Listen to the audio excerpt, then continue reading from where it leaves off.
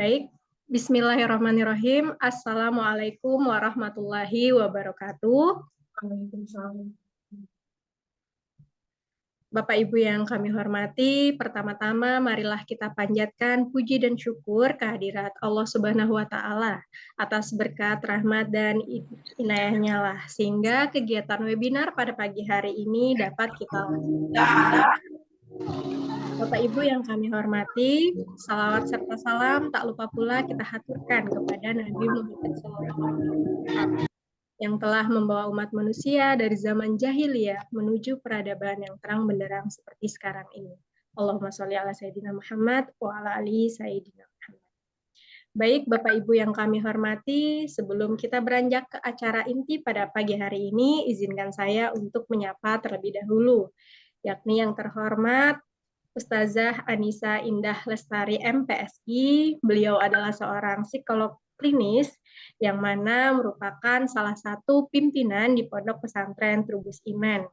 Beliau tidak henti-hentinya untuk memberikan kita sharing ilmu, nasihat, kemudian beberapa solusi dari sisi psikologis. Yang kedua, tentu saja kami ucapkan terima kasih banyak kepada peserta webinar pada pagi hari ini. Terima kasih banyak Bapak Ibu telah menjadi bagian dari TADC atau Trubus Assessment Development Center. Peserta webinar yang berbahagia, saya Merina Aprilia selaku moderator kegiatan webinar pada pagi hari ini, di mana kita akan mengangkat topik yang sangat menarik, yakni ini semua salahku, menenangkan dan menyembuhkan kritik batin. Wah, nanti kita akan menggali lebih dalam tentunya ya, bagaimana cara kita menyembuhkan kritik batin atau biasa disebut dengan inner critic. Hal ini biasanya dapat kita aplikasikan dalam kehidupan sehari-hari. Apa sih solusinya? Bagaimana caranya agar kita tidak menjadi seorang kritikus bagi diri kita sendiri? Tentu saja nanti akan berakibat kepada mental kita sebagai seorang human atau manusia. Dan juga kami himbau, apapun latar belakang kita pada pagi hari ini, baik dari sisi pekerjaan dan rutinitas kita, Nanti kita jemput ayah loh. working mom, full time mom, kemudian ada entrepreneurs, ada pendidik atau dosen, kemudian anak muda sekalipun. Tentu saja kita tidak henti-hentinya untuk aware terhadap ilmu-ilmu yang berkaitan dengan psikologi.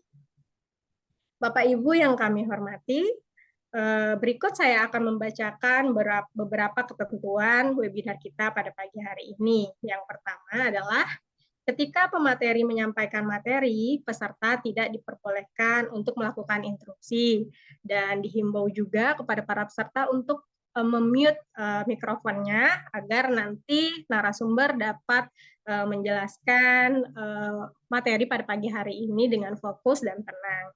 Yang kedua adalah sesi tanya jawab akan dibuka setelah pemateri menyampaikan materinya, baik berupa raise hand atau via kolom chat. Dan yang ketiga adalah yang mau tag story kita pagi hari ini bisa dibantu tag via Instagram, yakni TADC_23 atau di Instagram Merina Aprilia dan juga Danisha_Asma. Bapak Ibu yang kami hormati, barangkali sudah tidak sabar untuk mendengarkan pemateri kita pada pagi hari ini, yakni Ustazah Anissa Indah Lestari. Kepada beliau kami persilahkan. Bismillahirrahmanirrahim. Assalamualaikum warahmatullahi wabarakatuh. Selamat pagi untuk semuanya. Alhamdulillah, nahmaduhu wa nasta'inuh wa na'udzu billahi min syururi anfusina wa min sayyiati a'malina, may yahdihillahu fala mudhillalah wa may yudlilhu fala hadiyalah. Asyhadu an la ilaha illallah wa asyhadu anna Muhammadar Rasulullah la nabiyya ba'da. Rabbi shrahli sadri wa yassirli amri wahlul 'uqdatam min lisani yafqahu qawli. Subhanaka la ilma lana illa ma 'allamtana innaka antal alimul hakim. Alhamdulillah, yang saya hormati Mbak Merina Aprilia sebagai host kita pada acara webinar yang ketiga kalinya, alhamdulillah. Dan semua Bapak dan Ibu, begitu juga sahabat-sahabat, adik-adik yang ikut serta dalam acara webinar kita. Ini pastinya semua dalam keadaan semangat. Kenapa? Karena vibrasi positif dan semangat dalam menuntut ilmu itu yang kelak menjadikan kita sebagai seseorang yang memiliki growth mindset. Apa itu growth mindset? Jadi seseorang yang selalu berpikir maju, bukan terpaku dengan masa lalunya atau tidak bisa keluar dari rasa dimotivasinya. Nah, semoga kita selalu memiliki vibrasi semangat. Nah, maka dalam kesempatan yang berbahagia ini, alhamdulillah kita telah dipertemukan secara virtual dan juga sholawat serta salam tidak lupa kita haturkan kepada Nabi kita, teladan kita yang kelak semoga kita semua mendapatkan syafaat dari baginda Nabi Muhammad dan kita akan dikumpulkan sebagai hamba-hamba Allah yang insya Allah semuanya dalam keadaan husnul khatimah. Amin. Amin. Allahumma amin.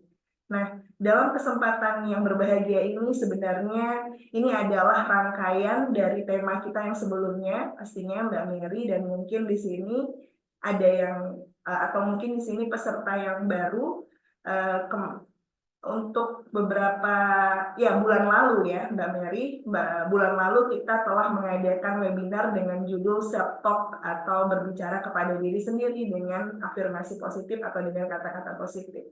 Dan untuk kali ini kita akan belajar bersama, bukan berarti saya yang ahlinya, tapi insya Allah semua di sini kita saling mengambil ibroh atau hikmah dari semua yang kita pelajari bersama, yaitu bagaimana kita menenangkan batin. Jadi ini lebih ke prakteknya, bagaimana kita menenangkan suara hati kita yang ada dalam dua kategori, yaitu inner critic dan juga inner coach. Jadi diri kita, sebelum saya nanti akan share materi kita, Bapak dan Ibu, begitu juga sahabat sekalian, jadi di dalam diri kita ini ada dua kategori, yaitu kalau di dalam konsep Islam, bagaimana di diri kita ini ada sisi setan di bagian kiri, dan juga di bagian kanan itu ada sisi malaikat. Sedangkan kalau diistilahkan di dalam psikologi namanya inner critic kalau untuk bagian kiri, dan juga inner coach. Nah, jadi kita itu bisa menjadi kritik atau kritik yang menjatuhkan diri kita sendiri, atau bisa menjadi coach untuk diri kita sendiri. Nah, jadi antara dua itu. Nah, maka saya akan share dulu untuk materi kita. Nanti saya akan memberi kesempatan, nanti Mbak Mary dipandu, Mbak Mary memberi kesempatan kepada sahabat dan juga Bapak dan Ibu sekalian yang ingin bertanya atau share tentang apapun itu, khususnya tentang materi kita kali ini. Baiklah, saya akan share dulu.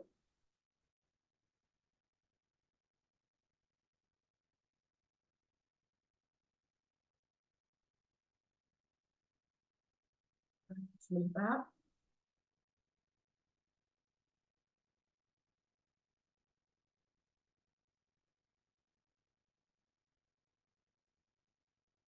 Apakah terlihat, Mbak Mary? Sudah terlihat? Sebentar, Ustaz.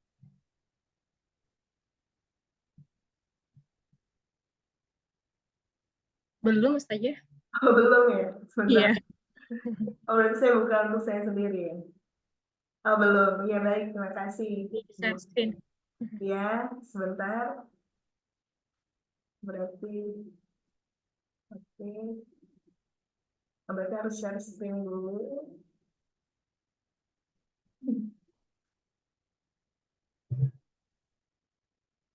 Ini kenapa? Mohon maaf.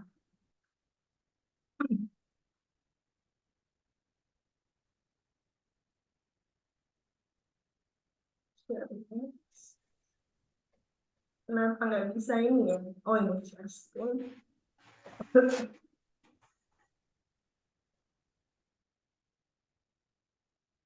Kalau ini sudah terlihat? Sudah, Ustaz ya. Alhamdulillah. Baiklah, di sini kita bersama melihat ada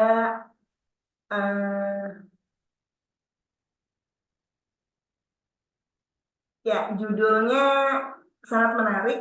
Ini semua salahku, menenangkan dan menyembuhkan kritik batin.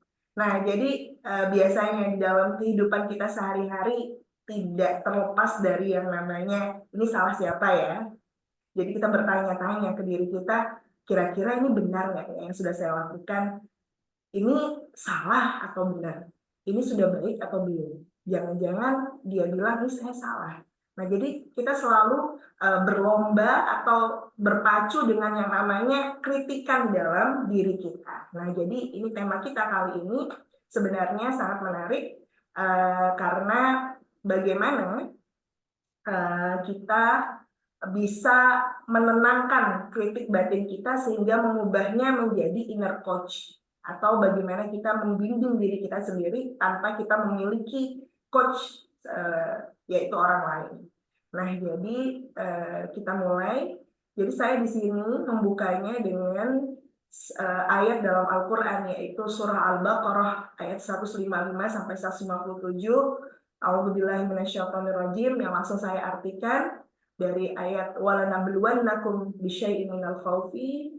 Nah, di situ saya langsung artikan dalam bahasa Indonesianya bahwa terjemahannya, kami pasti, ini yang perlu kita ingat bersama, bahwasanya Allah sudah mengingatkan kita sebagai manusia, karena kita ini adalah masterpiece-nya Allah, kita ini adalah makhluk Allah yang paling sempurna, sehingga kita ini tidak bisa disamakan dengan makhluk Allah yang lain, bahkan sekelas jin pun itu lebih rendah dari kita, karena jin itu diciptakan Allah seburuk-buruknya jin dan sejelek-jeleknya manusia, karena mereka tidak dikasih akal. Nah, jadi manusia yang membedakan kita dari makhluk Allah yang lain yaitu akal. Sehingga manusia ketika dia tidak memiliki atau tidak memakai naluri atau akalnya, maka perbuatannya bisa lebih mengerikan dibandingkan, mohon maaf, dibandingkan hewan.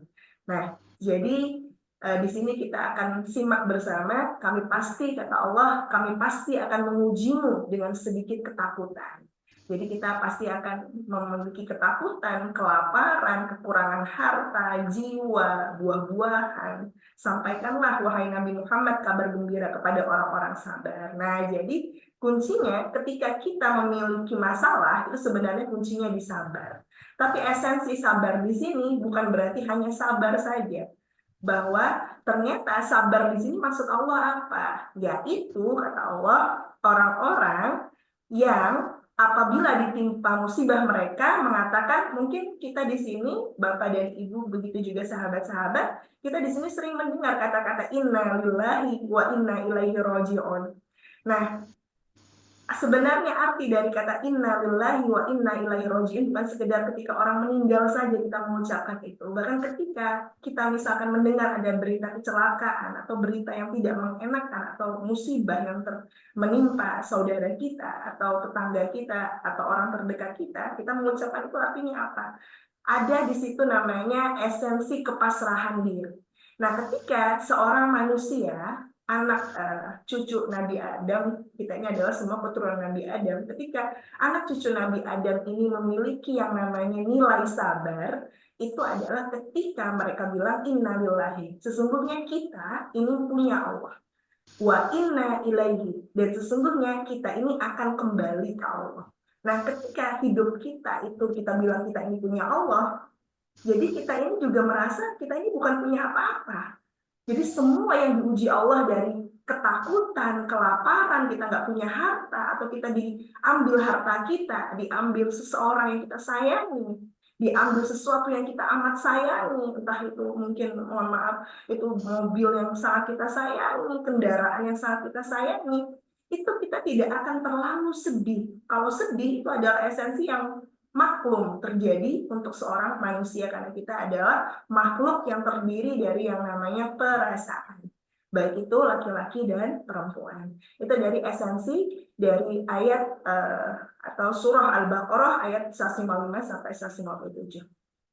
Selanjutnya kita kembali ke tema kita, yaitu, nah, saya mau mengajak kepada Bapak dan Ibu, begitu juga kepada sahabat-sahabat yang hadir secara virtual ini, saya mau antum semua di sini Anda semua untuk merenungkan bahkan kalau bisa, kalau ada notes di depannya itu sangat baik.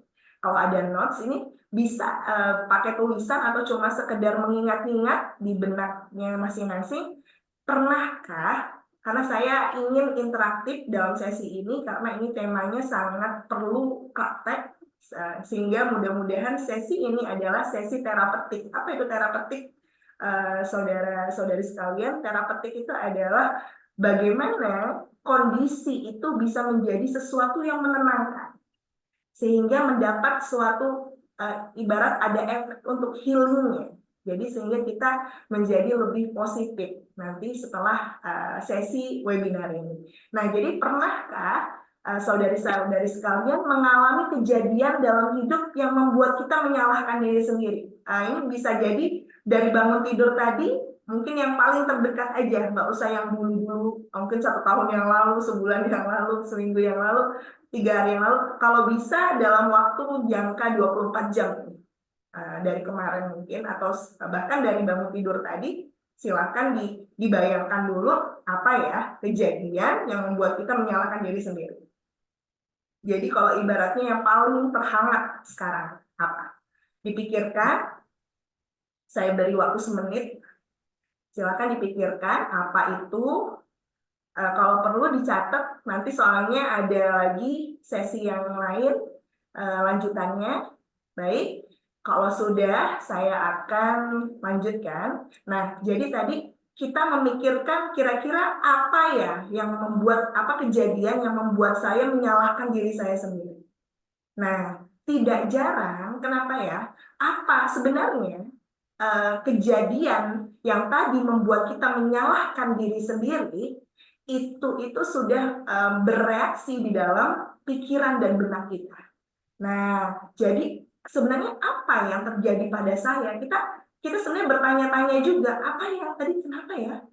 Kita bertanya. Jadi itu adalah rangkaian kejadian tak terduga. Nah, biasanya sesuatu yang di mana kita menyalahkan diri kita itu tidak mungkin kejadian yang kita buat-buat.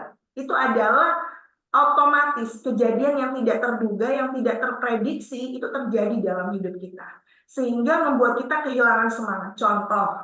Contohnya mungkin di dalam dunia kerja kita sudah menyiapkan materi sematang mungkin yang untuk kita ajukan kepada atasan. Contohnya, ternyata atasan bilang ini materinya tidak baik sama sekali. Ini kayaknya dicoret semua. Ayo ulangi ini. Bagaimana sih? Ini nggak becus dan lain sebagainya, kata-kata negatif.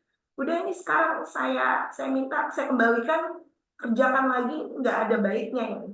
Nah, jadi itu adalah kejadian tidak terduga.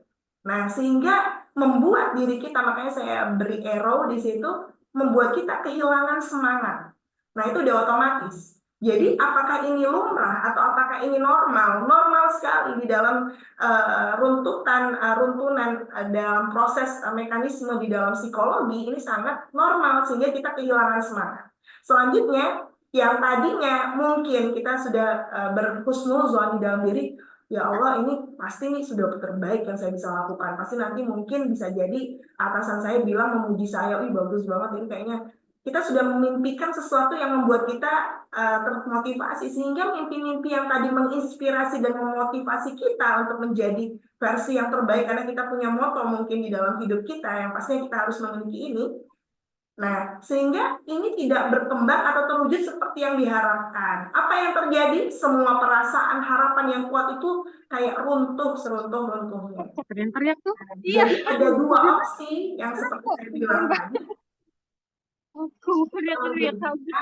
Seseorang tadi mungkin tolong di mute ini Bapak dan Ibu dan adik-adik kalau ada. Nah, sehingga di sini kita lihat bersama ketika sesuatu yang kritis terjadi dan berdampak pada hidup kita dengan cara yang tidak terduga, salah satu hal pertama yang dilakukan otak kita adalah menanyakan 2 pertanyaan. Nah, biasanya kalau ada kejadian, saya seperti ini aja. Saya beri contoh biar di sini saudara-saudari sekalian bisa lebih memahami. Karena ini adalah sesuatu yang sebenarnya ambigu, yang kurang bisa dipahami tanpa adanya cerita. Saya punya seorang klien, seorang anak usia remaja sekitar usia 18 tahun, 17 tahun, ya dewasa awal ya, masuk kategori dewasa awal, karena dia sudah SMA kelas 2 kalau nggak salah. Nah itu dia dia itu padahal hanya mendengar kritik dari orang lain. Ini prosesnya tadi ya. Sebelumnya dia ini adalah seseorang yang memiliki mimpi yang besar. Tadi seperti saya bilang, mimpi-mimpi itu seakan runtuh ketika ada sesuatu kritik yang masuk ke dalam diri. Bahkan apalagi ketika mimpi-mimpi tadi dan kritik-kritik tadi dipercayai oleh orang yang merasakan itu sendiri, sehingga itu sangat runtuh. Nah, tadi dia ini adalah seorang yang achiever. Dia seorang yang berprestasi, bahkan selalu ranking dan bahkan dapat medali olimpiade dan lain sebagainya. Jadi seorang achiever. Nah, sehingga suatu hari ketika dia makan, didengar oleh temannya mengecap, makannya ngecap. Jadi ngecap itu ya keras kalau makan. Hanya hal seperti itu. Sehingga diomongin sama temannya, dia merasa saya dibully, saya dikata-katain, itu sangat meruntuhkan dirinya. Sehingga dia menjadi dia menjadi depresi, sehingga dia marah ke dirinya, kenapa saya seperti ini, dia runtuh, sehingga dia tidak percaya sama sekali tentang dirinya, walaupun dengan segala prestasi yang sangat banyak yang dia miliki, dari dia kelas 1 sampai dari dia kelas 1 SMP sampai dia kelas 2 SMA itu dia sangat memiliki banyak prestasi, tapi seakan gara-gara hanya kata teman-temannya mungkin sekitar 3 orang yang bilang dia kamu kok makannya ngecap, di situ langsung dia nggak bisa ngapa-ngapain, kerjaannya marah sama dirinya sendiri, menyakiti diri sendiri, dia nggak pede untuk kembali ke sekolahnya, dan bahkan dia sempat menyakiti orang tuanya sendiri. Karena marah, mungkin orang tuanya selalu menenangkan dia, udah nggak apa-apa, dimotivasi, bukannya malah dia bahagia dengan penenangan dari orang lain, apalagi itu adalah significant others, yaitu adalah ibu dan orang tuanya sendiri, ibu dan bapaknya, tapi malah dia memberontak sehingga memukul ibunya sendiri, yang padahal kalau ditanya dia paham agama atau paham nilai-nilai spiritual, dia pastinya sangat paham sekali. Nah, ini pertanyaannya kenapa? Coba kita tanyakan, makanya di sini apa yang baru saja terjadi, yang kita dengar tadi, pastinya saudara-saudari sekalian, kita mendengarkan tadi, apa ya, tadi kenapa kok, mengapa hal ini terjadi? Kita bertanya di dalam diri kita, kok bisa ya?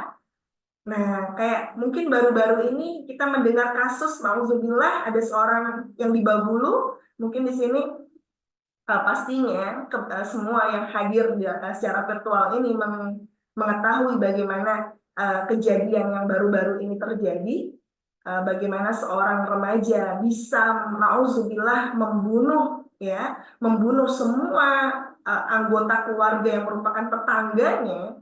Bagaimana kok bisa itu sesuatu yang tidak masuk akal. Nah, tapi ya itulah namanya, makanya saya sudah bilang tadi, kita ini tantangan kita bagaimana membuat kritik tadi menjadi inner coach atau menjadi inner kritik, sehingga inner kritik tadi ketika kita percayai, wah itu sangat meruntuhkan diri kita, bahkan kita bisa, kalau di dalam konsep Islam, ketika kita ini jahatnya melebihi, mohon maaf, melebihi hewan.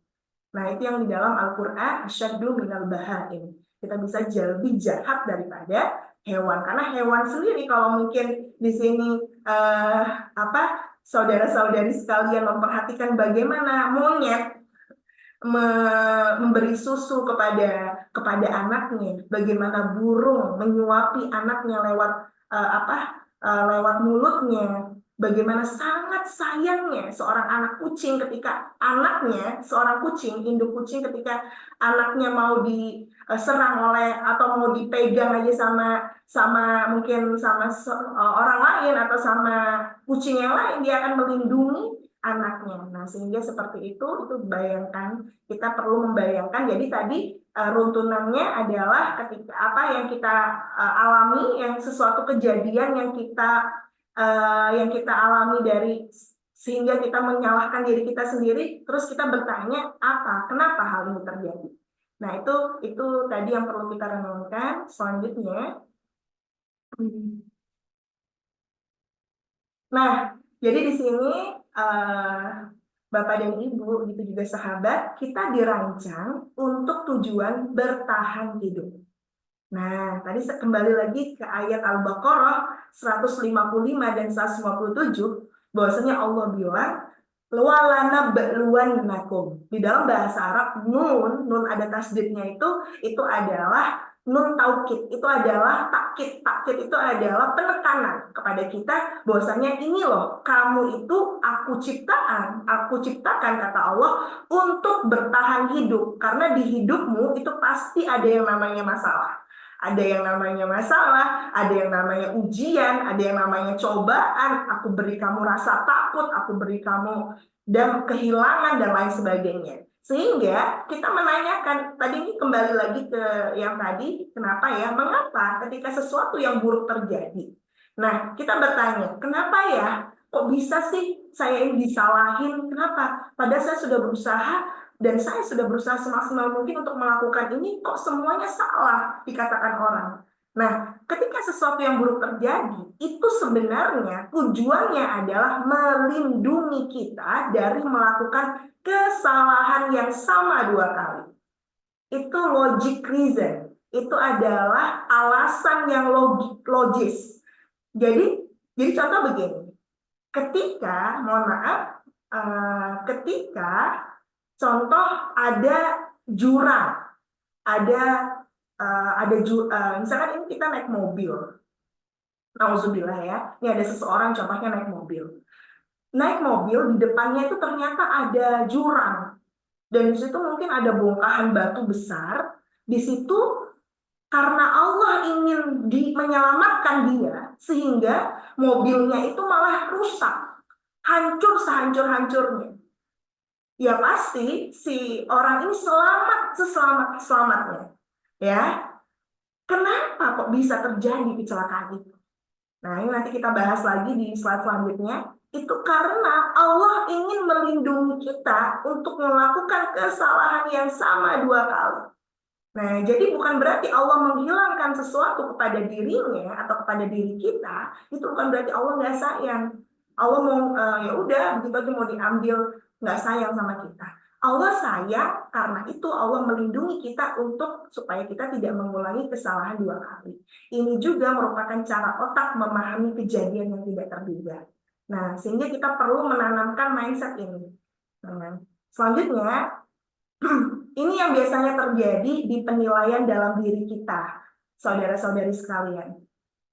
Jadi, di diri kita, saya contohkan, bisakah, jadi contohnya begini, kita mengalami kejadian demi kejadian di dalam sehari-hari, pasti ada pertanyaan seperti ini. Bisakah hal ini dicegah? Contoh, ada seorang yang kena kanker. Mungkin kanker saya disebabkan oleh kebiasaan makan yang tidak sehat. Ini termasuk apa? Saudara-saudari sekalian, bisa tulis ini termasuk kritik positif atau kritik negatif. Silakan, ada mungkin beberapa yang tulis di kolom chat, ini termasuk bisakah hal ini dicegah? Mungkin kanker saya disebabkan oleh kebiasaan makan yang tidak sehat. Ini termasuk kritikan positif atau negatif? Bisa ditulis di kolom chat. Ya, atau mau dijawab langsung via mikrofon, bisa.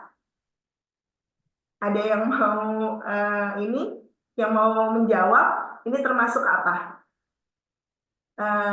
Termasuk kritikan apa? Bisakah hal ini dicegah? Mungkin kanker saya disebabkan oleh kebiasaan makan yang tidak sehat. Ini termasuk kritikan yang menjatuhkan atau kritikan yang membangun? Nah, selanjutnya kita coba, ini belum ada yang menjawab. Kita coba lagi, apakah saya lalai? Mungkin, ada yang menjawab ini, alhamdulillah, membangun. Iya, alhamdulillah benar. Ini adalah penilaian atau kritik yang membangun. Nah, sehingga ketika kita mendapat kritikan ini, kita akan berusaha untuk melakukan kebiasaan makan yang sehat. Nah, selanjutnya adalah, apakah saya lalai? Mungkin jika saya memeriksa ulang sabuk pengaman semua orang, keponakan saya akan selamat dari kecelakaan mobil itu. Nah, ini apa? Membangun atau menjatuhkan? Bisa silakan Ibu dan Bapak atau saudara-saudari sekalian, silakan kalau mau menjawab latihan. Selanjutnya, kalau belum ada, ini berarti keponakan saya akan selamat dari kecelakaan. Ini bisa jadi, ini ada alhamdulillah yang menjawab, membangun juga. Alhamdulillah, terima kasih. Selanjutnya, menerima tanggung jawab ketika terjadi kesalahan. Oh, ini lagi, apakah ini salahku? Mungkin anak saya autis karena saya mengecat kamar bayinya saat hamil. Nah, ini bagaimana? Ini membangun atau menjatuhkan? Nah, sebenarnya semua penilaian yang terjadi di dalam diri kita atau bagaimana kita merespon segala kejadian yang terjadi di hidup kita, ini ada yang menjawab, alhamdulillah, menjatuhkan.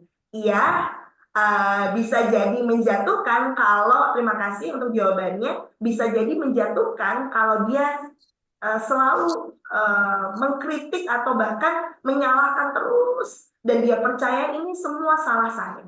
Kalau ini semua salah saya, iya. Tapi kalau ini dia bilang mungkin salah satunya ini karena saya mengecat kamar anak saya saat hamil. Nah, tapi bukan berarti berterusan. Sehingga semua penilaian dalam diri ini itu bisa menjadi tindakan benar ketika kita mampu merefleksikan kesalahan. Nah, jadi contoh tadi kanker. Seorang yang kena kanker, ini kenapa ya? Kok saya terkena kanker? Perasaan saya selalu makan yang sehat. Oh, mungkin ada satu makanan kemasan yang sering saya makan. Nah, bisa jadi ini salah satunya. Ketika kita mempercayai ini salah satunya, terus kita mengoreksi dari tindakan atau perbuatan kita, maka ini adalah tindakan yang benar. Tapi kalau kita bilang, oh ini saya kanker, ini gara-gara saya ini selalu stres, saya selalu terlalu memikir berlebihan, ini gara-gara ini contohnya suami saya yang seperti ini karena orang terdekat saya yang seperti ini. Sehingga kita selalu menyalahkan semua yang ada di dalam hidup kita, itu yang merupakan tindakan yang salah. Jadi tindakan yang benar bagaimana dari kesalahan itu kita merefleksikan dan kita membangun diri kita untuk lebih baik. Nah, selanjutnya, tindakan salah ini yang tadi lanjutan dari sebelumnya, menyalahkan diri sendiri dan mengkritik diri sendiri. Tujuannya apa? Biasanya orang yang mengkritik dengan tindakan yang salah, tujuannya adalah menghukum diri sendiri. Karena ada beberapa orang, ini gini, begini saudara-saudari sekalian, saya mau ngasih tahu, ada di dalam psikologi itu, ini karena efeknya apa? Ini biasanya ada kepribadian seseorang, makanya ini biasanya dia ini tumbuh dengan low self-esteem. Atau seseorang yang memiliki daya tahan rendah. Atau dia memiliki kepercayaan diri yang rendah dari dia kecil. Sehingga ketika dia sudah bertumbuh menjadi dewasa atau menjadi sosok seorang yang dewasa, ketika dia melakukan kesalahan, itu merupakan sesuatu yang menenangkan ketika dia menyalahkan dirinya sendiri atau bahkan na'udzubillah dia menyakiti dirinya sendiri. Nah, ini ada seseorang yang tumbuh dengan kepribadian seperti ini. Itu namanya low self-esteem. Jadi, kepribadiannya ketika dia tidak menyalahkan dirinya, itu sesuatu atau dia menjadi cemas berlebih. Nah, kenapa terjadi? Karena adalah kebiasaan. Bisa tidak kalau misalkan kita sudah dewasa, terus kita mau merubah yang tadinya kita memiliki kebiasaan atau memiliki mindset kalau kita itu salah, itu pasti kita menghukum diri kita sendiri, sangat bisa. Tapi bermula dari celotehan-celotehan yang kita ucapkan dan kita akhirnya kita percayai di dalam diri kita. Nah, selanjutnya ini kita latihan lagi. Saudara-saudari sekalian, di sini ada buruk, saya kategorikan dua, ada buruk dan baik. Contoh yang kita lihat di sini buruk dulu. kamu contohnya celotehan atau kritikan di dalam diri kita yang buruk atau tidak membangun atau menjatuhkan, kamu tidak mengerjakan soal dengan baik. Ini contohnya biasanya orang tua ke anaknya. Kamu tidak mengerjakan soal dengan baik karena kamu malas dan tidak belajar. Nah, sehingga anak yang mendengar ini akan tumbuh menjadi seseorang yang selalu menyalahkan dirinya sendiri. Boleh nggak sesekali seperti ini? Boleh. Namanya manusia, itu tempatnya salah dan lupa. Sehingga tapi perlu adanya penjelasan. Ini bukan. Nah, jadi bagaimana contohnya yang baik menurutmu? Jadi kita berdiskusi. Karena ini saya kaitkan dengan pola parenting, saudara-saudari sekalian. Parenting hari ini bukan melulu tentang bagaimana seorang anak harus taat dan patuh kepada orang tuanya. Parenting untuk generasi zaman now adalah bagaimana kita mendidik anak untuk bisa bekerja sama. Iya, patuh pastinya, dia harus hormat, tetap menghormati orang tuanya, tapi bagaimana kita membuat lingkungan yang aman bagi dia, tapi dia itu merasa bisa berdiskusi dan bekerja sama dengan orang tuanya. Sehingga kata-kata ini contohnya menurutmu mengapa nilaimu jelek? Nah, mari kita lihat apa yang dapat kita lakukan yang berbeda di lain waktu. Oh, mungkin kita bisa pakai game mungkin ya, kita pakai mainan dan lain sebagainya. Nah, selanjutnya, tidak ada yang menyukaimu karena kamu menangis terus. Mungkin kita ngomong ke anak kita karena dia nangis, oh ya sudah, nggak ada yang suka sama kamu loh, nah nanti. Nah, jadi bagaimana kata-kata yang baik? Kadang-kadang sepertinya kamu kesulitan ya mengendalikan emosi. Nanti kita selesaikan masalahnya sama-sama ya. Nah, jadi kita selalu mengajak dia untuk berpartisipasi dalam keadaan sehingga tumbuhlah rasa percaya diri. Begitu juga yang kita celotehkan ke dalam diri kita sendiri. Contoh, misalkan ada kejadian kita ketemu orang yang dulunya menjatuhkan kita. Pastinya inner critic kita muncul. Tuh, ketemu tuh sama orang itu lagi. Ayo kita hindari aja yuk, gak usah ketemu, udah kamu gak akan bisa, pasti kamu nilaimu akan jelek lagi di depan dia, atau kamu akan dijatuhkan lagi. Itu kritikan yang menjatuhkan. Selanjutnya kita bilang, jadi ada saya sudah bilang tadi, ada inner coach yang bilang, diriku udah gak apa-apa, itu kan dulu, kamu yang dulu bukan kamu yang sekarang, udah kita coba lagi. Nah, yuk kita coba, kita bisa kok. Kan sekarang kita sudah mulai lebih semangat lagi, bukan kita yang dulu yang mungkin kelihatannya agak kurang percaya diri. Nah, jadi bagaimana kita merubah kritikan kita yang membangun untuk diri kita sendiri. Selanjutnya, contoh yang selanjutnya adalah berhentilah makan terlalu banyak junk food. Jadi kalau kamu gemuk, maka lebih sulit loh nanti kalau sudah tua, kalau sudah gemuk, ini biasanya kata-kata orang tua atau bahkan ke diri kita sendiri. Contohnya kita mungkin sudah terlihat gemuk, oh nanti, aduh udah nggak mau makan junk food. Saya begini, ini fakta membuktikan di sini saudara-saudara sekalian, khususnya ini yang ibu-ibu karena senang dengan kata-kata langsing, senang dengan kata-kata glowing, ya pasti langsing dulu. Jadi saya unik sekali, jadi dosen saya pernah melakukan research tentang bagaimana kepercayaan diri, lagi-lagi ini adalah bagaimana afirmasi positif itu bisa dipakai untuk diet atau diet. Nah, jadi ternyata bahan eksperimennya adalah teman saya sendiri waktu itu, ketika saya S1 di Malaysia, jadi teman saya itu memang punya kebiasaan, ya udah dia memang gemuk orangnya, gemuk tapi nggak gendut, gemuk ya mungkin cabi dan gemuk. Nah, selanjutnya dia itu ya udah dia senang aja dengan badannya, dengan body image-nya, dengan bagaimana dia melihat badannya, biasa aja walaupun orang lain bilang dia itu gemuk dan lain sebagainya.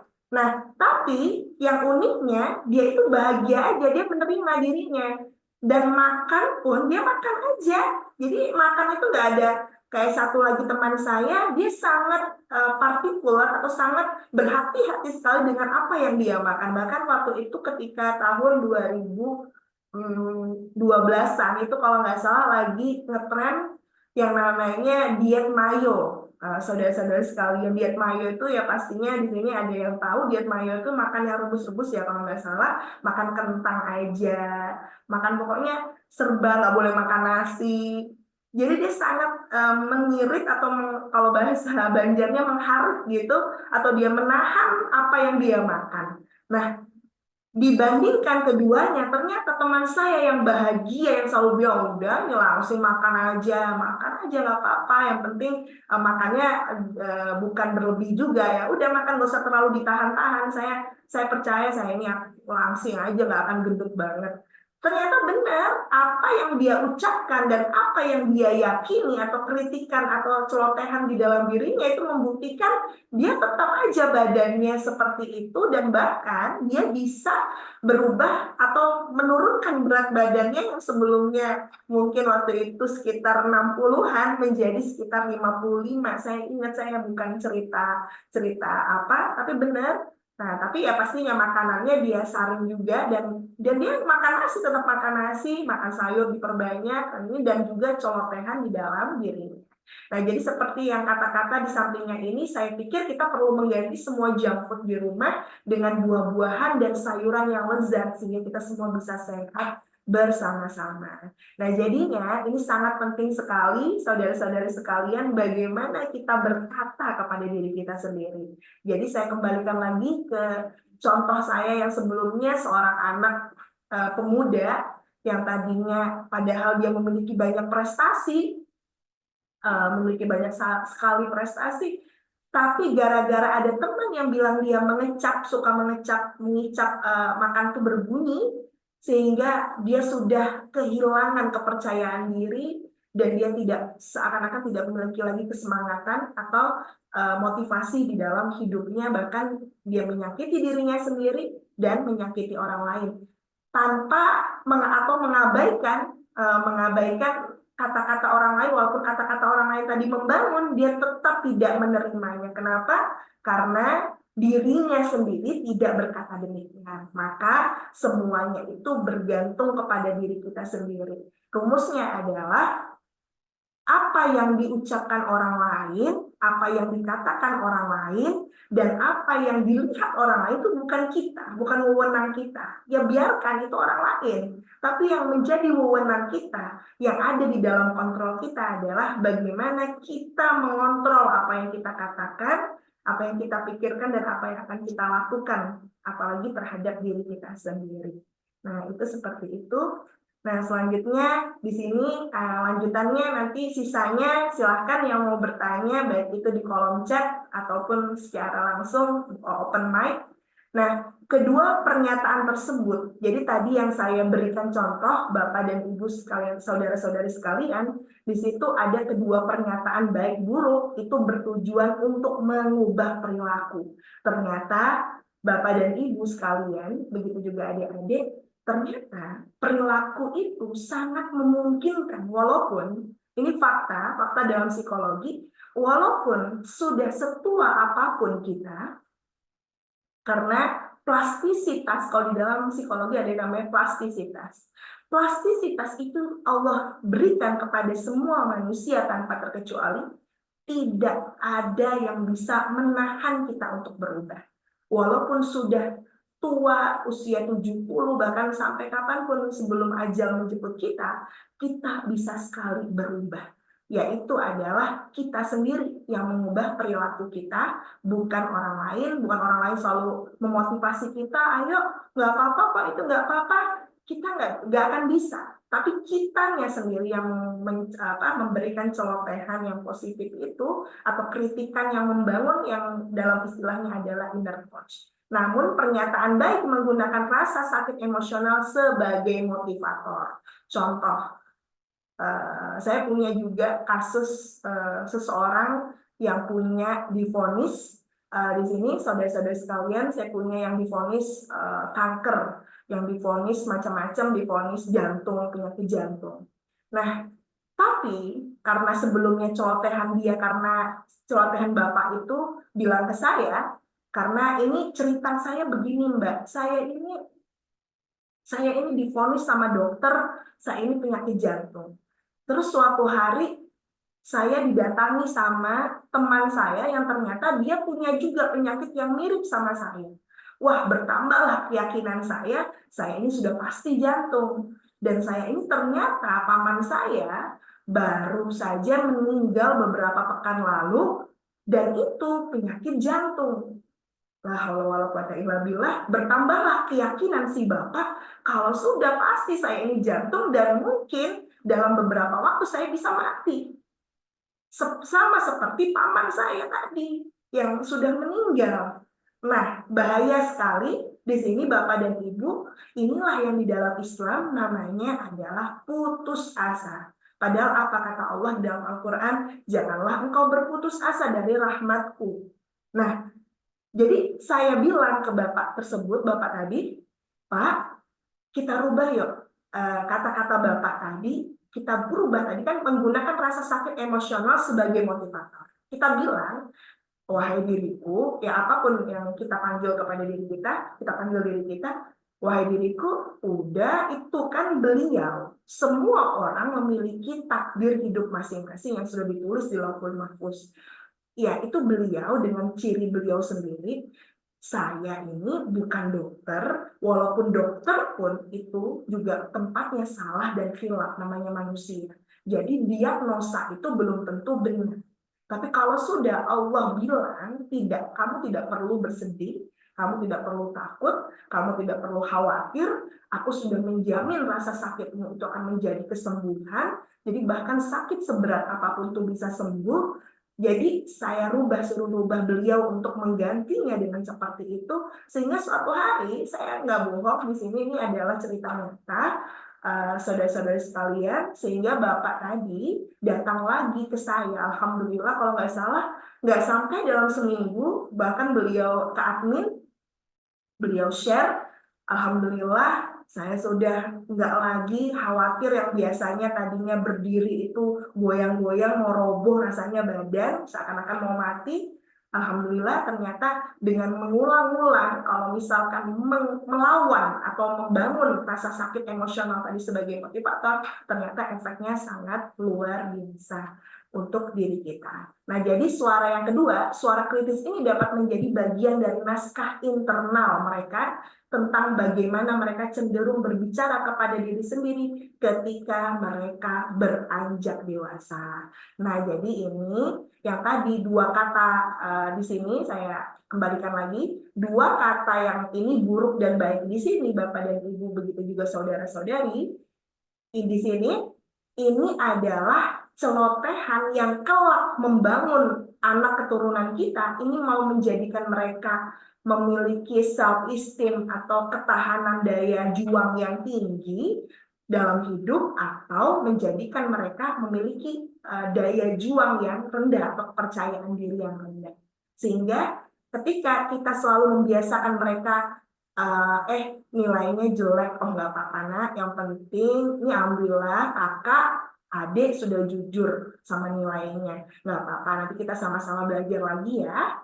Nah, ketika kita mempercayakan ini karena dia mau mempertahankan nilai kebaikan untuk jujur bilang nilainya jelek, tapi kita bilang juga kita akan berusaha lagi, sehingga dia selalu percaya.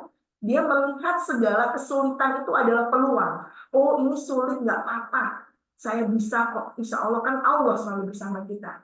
Nah, jadi kalau kita mohon maaf, kita bilang, aduh kan sudah Mama kasih tahu kan, sudah Bapak kasih tahu tuh nilai ini kamu malas, memang nggak pernah mau belajar sih, ya sudah. Terus bahkan nauzubillah dihukum. Aduh, ini pasti setiap hari karena begini Bapak dan Ibu sekalian, begitu juga sahabat, apa yang kita ulang, jadi itu proses dalam psikologi manusia, kan psikologi itu adalah keilmu memahami manusia. Jadi ternyata manusia itu apa yang dia dengar selalu dengar, apa yang selalu dia lihat, dan apa yang selalu dia rasakan, ketika diulang-ulang-ulang, itu akan masuk ke alam bawah sadar. Ketika masuk di alam bawah sadar, akan tanpa diminta pun akan refleks. Nah, jadi dia nggak diminta. Jadi anak itu akan tiba-tiba ya tadi, mohon maaf seperti kasus saya yang pertama tadi, yang saya bilang, seorang anak yang tiba-tiba, padahal dia adalah seorang achiever, seorang yang motivasinya tinggi, yang tiba-tiba menghancurkan diri dia atau menyakiti diri dia, bahkan dia melawan orang tuanya, bahkan memukul orang tuanya. Kenapa? Bukan berarti selama ini orang tuanya salah dalam mendidiknya. Dia nilai-nilai agama dia punya, nilai-nilai kebaikan dia tahu. Tapi yang ada di dalam dirinya ini tanpa dia sadari, pernah keluar begitu saja. Nah, sehingga menjadikan namanya itu adalah unconscious behavior. Apa itu unconscious behavior? Perilaku yang tidak dirasa secara sadar terrealisasi dalam keseharian kita masing-masing. Nah, jadi untuk yang terakhir ini saya cukupkan sekian. Nanti mudah-mudahan ada banyak pertanyaan atau diskusi dari yang dipimpin oleh Mbak Mary sebagai host. Alhamdulillah di sini ada pertanyaan dari Mbak Mary, bisa bertanya. Oh ini siapa mempersilahkan ke peserta untuk siapa yang mau tanya dari sisi parenting atau mengidentifikasi kesehatan mental yang dialami atau fenomena-fenomena psikologi yang tidak dipahami. Ya silakan yang mau bertanya. Mungkin saya cukup sekian. Ini bisa dilanjutkan dengan Mbak Mary sebagai host.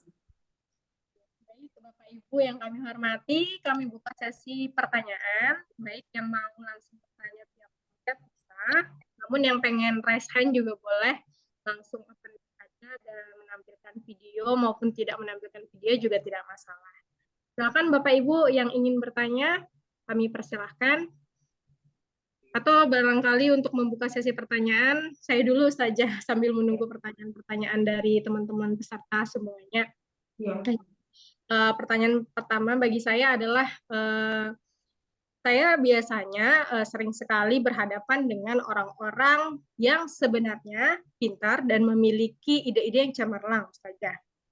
Namun sering sekali tipe orang yang seperti ini adalah dia melabeling seseorang. Misalnya si A adalah seseorang yang vokal, yang speak up, kemudian tapi dia melabeling orang seperti itu adalah orang-orang yang show up saja. Atau orang-orang yang hanya cari muka dalam pekerjaan atau sebagainya, atau orang-orang yang cari panggung. Nah, memiliki potensi saja. Namun dia tidak ingin menyampaikan gagasan yang ia miliki, tidak ingin menyampaikan trik-trik atau solusi-solusi yang ia miliki atau mimpi-mimpi besar yang ingin dia sampaikan karena tidak ingin dilabeling orang-orang yang dalam kategori show up atau sering sekali cari muka seperti biasanya. Nah, bagaimana kira-kira Ustazah menghadapi atau menarasikan fenomena seperti ini? Padahal hal itu bisa saja menjadi hambatan bagi orang itu untuk bertumbuh saja. Padahal dia punya potensi, tapi dia takut nanti dilabeling sebagai... Karena kalau boleh diperjelas, karena dia pernah mengalami ya tadi tuh dikatain oleh beberapa teman atau rekannya kalau dia tuh hanya show up, sehingga dia masih trauma untuk melakukan sesuatu yang positif itu gitu ya, Mbak Mary ya? Iya. Masya Allah itu pertanyaan, iya. Langsung saya jawab, menunggu nanti dari mungkin ada beberapa pertanyaan dari peserta, kalau atau hanya untuk sekedar berdiskusi atau menyimpali dari apa yang saya sudah sampaikan, silahkan untuk Bapak dan Ibu gitu juga saudara-saudara sekalian. Nah, jadi pertanyaan yang ditanyakan Mbak Mary ini sering kali terjadi, apalagi untuk anak remaja atau untuk awal dewasa awal ini sangat menjadi hambatan ketika dia mau maju, nah atau berkembang lebih baik. Nah, biasa ini adalah masalah dalam istilah psikologi adalah asertif. Nah, jadi asertif itu sebenarnya adalah sesuatu yang sangat sulit diaplikasikan untuk yang tidak terbiasa. Tapi sebenarnya hasilnya untuk pertama kali mungkin terasa seperti, mohon maaf, terlihat sombong, terlihat tidak baik, tapi sebenarnya efeknya itu sangat baik sekali, positif, yang mana membuat diri kita nyaman dan juga orang lain akhirnya bisa menerima walaupun mungkin awalnya ada ya tadi itu seperti mengatain dengan kata-kata negatif. Nah, bahkan di dalam Al-Quran pun Allah sudah berfirman untuk mengeluarkan kata-kata qaulan sadidan. Apa itu qaulan sadidan? Qaulan sadidan itu kata Allah, hendaklah kita berkata yang jelas. Yang jelas, bahkan Rasulullah melanjutkan di dalam hadis, qulil haqqa walau kana murran. Katakanlah yang benar, walaupun itu pahit. Nah, jadi kita itu disuruh berkata jujur aja, benar aja, walaupun itu pahit. Nah, bahkan di Indonesia sendiri ada beberapa kultur yang memang, mohon maaf kalau kata orang Jakarta, itu madrok atau apa adanya. Jadi nggak ada yang namanya mungkin di dalam budaya Jawa itu adalah basa-basi unggah-ungguh. Nah, jadi kita itu disuruh untuk basa-basi, nggak apa-apa, bilang enggak, padahal sakit. Enggak boleh, udah bilang bilang aja nggak apa-apa, enggak. Nah, sebenarnya di dalam Al-Quran dan dalam hadis kita disuruh untuk melakukan, makanya di dalam Mbak Mary, khususnya karena yang bertanya Mbak Mary dan juga para peserta yang lain, di dalam budaya Arab itu nggak ada yang namanya basa-basi. Nah, jadi orang Arab itu kalau memang lucu atau nggak bener, dia akan bilang haram. Dia akan langsung marah. Jadi kalau ini bagus, dia akan bilang bagus. Kalau ini nggak bagus, enggak, itu jelek. Nah, jadi kalau Indonesia, kultur Melayu itu seperti itu. Sehingga, makanya saya bilang tadi menjadi asertif itu adalah tantangan untuk budaya Melayu, apalagi Malaysia. Karena saya pernah dulu, Mbak Mary, saya sempat di Malaysia 4 tahun, hampir 4 tahun setengah, 4 tahunan lah, insya Allah, 4 tahun, itu mereka takut untuk speak up. Jadi, kalau saya speak up, jadi mereka sudah di alam bawah sadarnya, kalau saya speak up itu pasti salah, nanti saya bisa ditangkap. Saya akan selalu salah kalau saya ngomong. Sudah diam aja, sesakit apapun itu, seruntuh apapun diri ini, benar apapun yang harus disuarakan harus diam. Itu mereka, apalagi yang tinggal bukan di kota, yang tinggal di kampung-kampung kayak Johor, kayak Serdang dan begitu-gitu, kok Serdang, apa Johor dan apa Perak dan lain sebagainya di daerah kepulauan Malaysia. Nah, begitu juga dengan orang Indonesia yang kayak tadi Mbak Mary, kembali ke pertanyaannya, tadi contohnya dia tuh padahal bisa, tapi dia diam. Ya, saya punya dosen saya orang Aljazair, Mbak Mary, beliau orang Aljazair, suami beliau kerja di Jakarta. Nah, sehingga suatu hari heran karena saya mohon maaf waktu itu saya di kelas yang paling ngomong aja, saya bertanya kalau saya nggak paham, teman-teman saya orang Malaysia itu kebanyakan diam aja, nggak pernah mau nanya, padahal mereka mau nanya, sehingga bertanya ke saya, Nisa, kenapa ya, kata beliau, Nisa, kenapa Melayu ini pemalu? Kok mereka nggak berani untuk bertanya? Padahal orang teman saya yang orang Turki dan orang Palestina itu mereka vokal sekali bertanya, percaya diri. Kenapa Nisa? Terus saya jelaskan ke beliau, Madam, di sini itu Melayu itu memang punya budaya namanya malu. Nah, jadi malu dan bahkan nggak enakan kalau kita bilang orang Indonesia nggak enakan kalau nanti ya itulah. Nah, sehingga nggak enakan ini membuat dia akan terkena yang namanya gangguan neurotik. Sehingga orang nggak enakan ini, mohon maaf, menurut research itu berkaitan dengan penyakit yang namanya, mohon maaf, Mbak Mary, asam lambung. Jadi banyak sekali research asam lambung, GERD, itu kan bermula dari pikiran. Nah, pikiran ini ternyata bermula dari yang namanya afeksi. Afeksinya apa? Nggak enakan.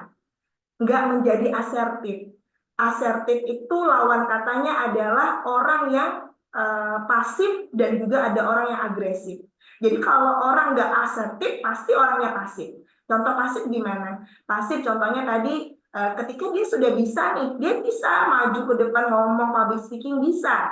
Cuma karena dia bilang, aduh enggak, nanti kata si A, saya sombong banget, show off tadi yang kata Mbak Mary, show off, nunjukin diri, ngerasa hebat, sombong betul, dan lain sebagainya.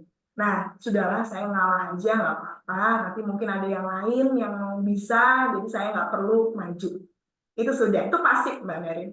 Nah, sebenarnya kalau agresif, menghadapi masalah, contohnya padahal dia nggak diminta maju, bahkan dia nggak disuruh maju, bahkan ada orang lain yang disuruh maju, dia disuruh diam, tapi dia melawan itu, dia melawan batasan itu, dia mengabaikan perasaan orang lain dan mengabaikan perasaan dia hak yang harusnya dia lakukan atau kewajiban yang dia lakukan. Dia overacting, dia nggak diminta tapi dia ingin. Nah, sehingga yang balance adalah asertif itu contoh dia tadi mau maju ke depan untuk menghormati perasaan dia. Oh iya, saya pernah dibilangin saya ini sombong kalau saya maju, sok-sokan atau mau nunjukkan diri. Terus mungkin ada orangnya di situ. Ada orang yang dimaksudnya. Biasanya kan orang itu akan terpancing ketika ada seseorang yang memang pernah mengatakan itu. Jadi ada kendala di orang tadi. Jadi sebagai orang yang asertif, kita bilang, mohon maaf ya Mbak. Contohnya Mbak itu yang ngomong, Mbak saya mau maju ke depan, tapi saya minta maaf betul, saya nggak ada yang ngomong di depan, bolehkah saya maju ke depan? Mohon maaf ya Mbak ya, saya maju. Nah jadi padahal kita ingin, kita menghormati perasaan kita ingin maju. Nah tapi kita tetap menghargai perasaan orang lain yang nggak suka kalau kita maju dengan mengatakan ke dia, walaupun itu pahit tadi kata Rasulullah, kita ngomong maaf ya, mohon maaf saya minta waktunya untuk saya maju. Nah jadi solusinya seperti itu Mbak Mary. Ketika dia masih merepress atau dia menahan perasaannya dia, itu akan berkembang menjadi namanya neurotik. Neurotik itu adalah gangguan dalam psikologi yang membuat dia cemas, ya tadi penyakit seperti kecemasan atau GERD, asam lambung, ke fisik juga, dan lama-lama nauzubillah bisa juga yang berkembang menjadi depresi. Nah, seperti itu. Ya, silahkan bagi yang mau bertanya bisa open mic atau menimpali dari apa yang ya. Gimana Mbak Mary, ada lagi yang mau ditanyakan?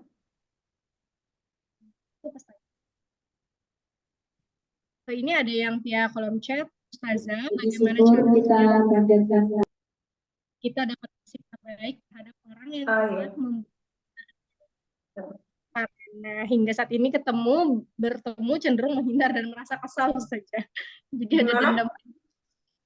Bagaimana caranya kita dapat bersikap baik terhadap orang yang telah membuat kita kecewa?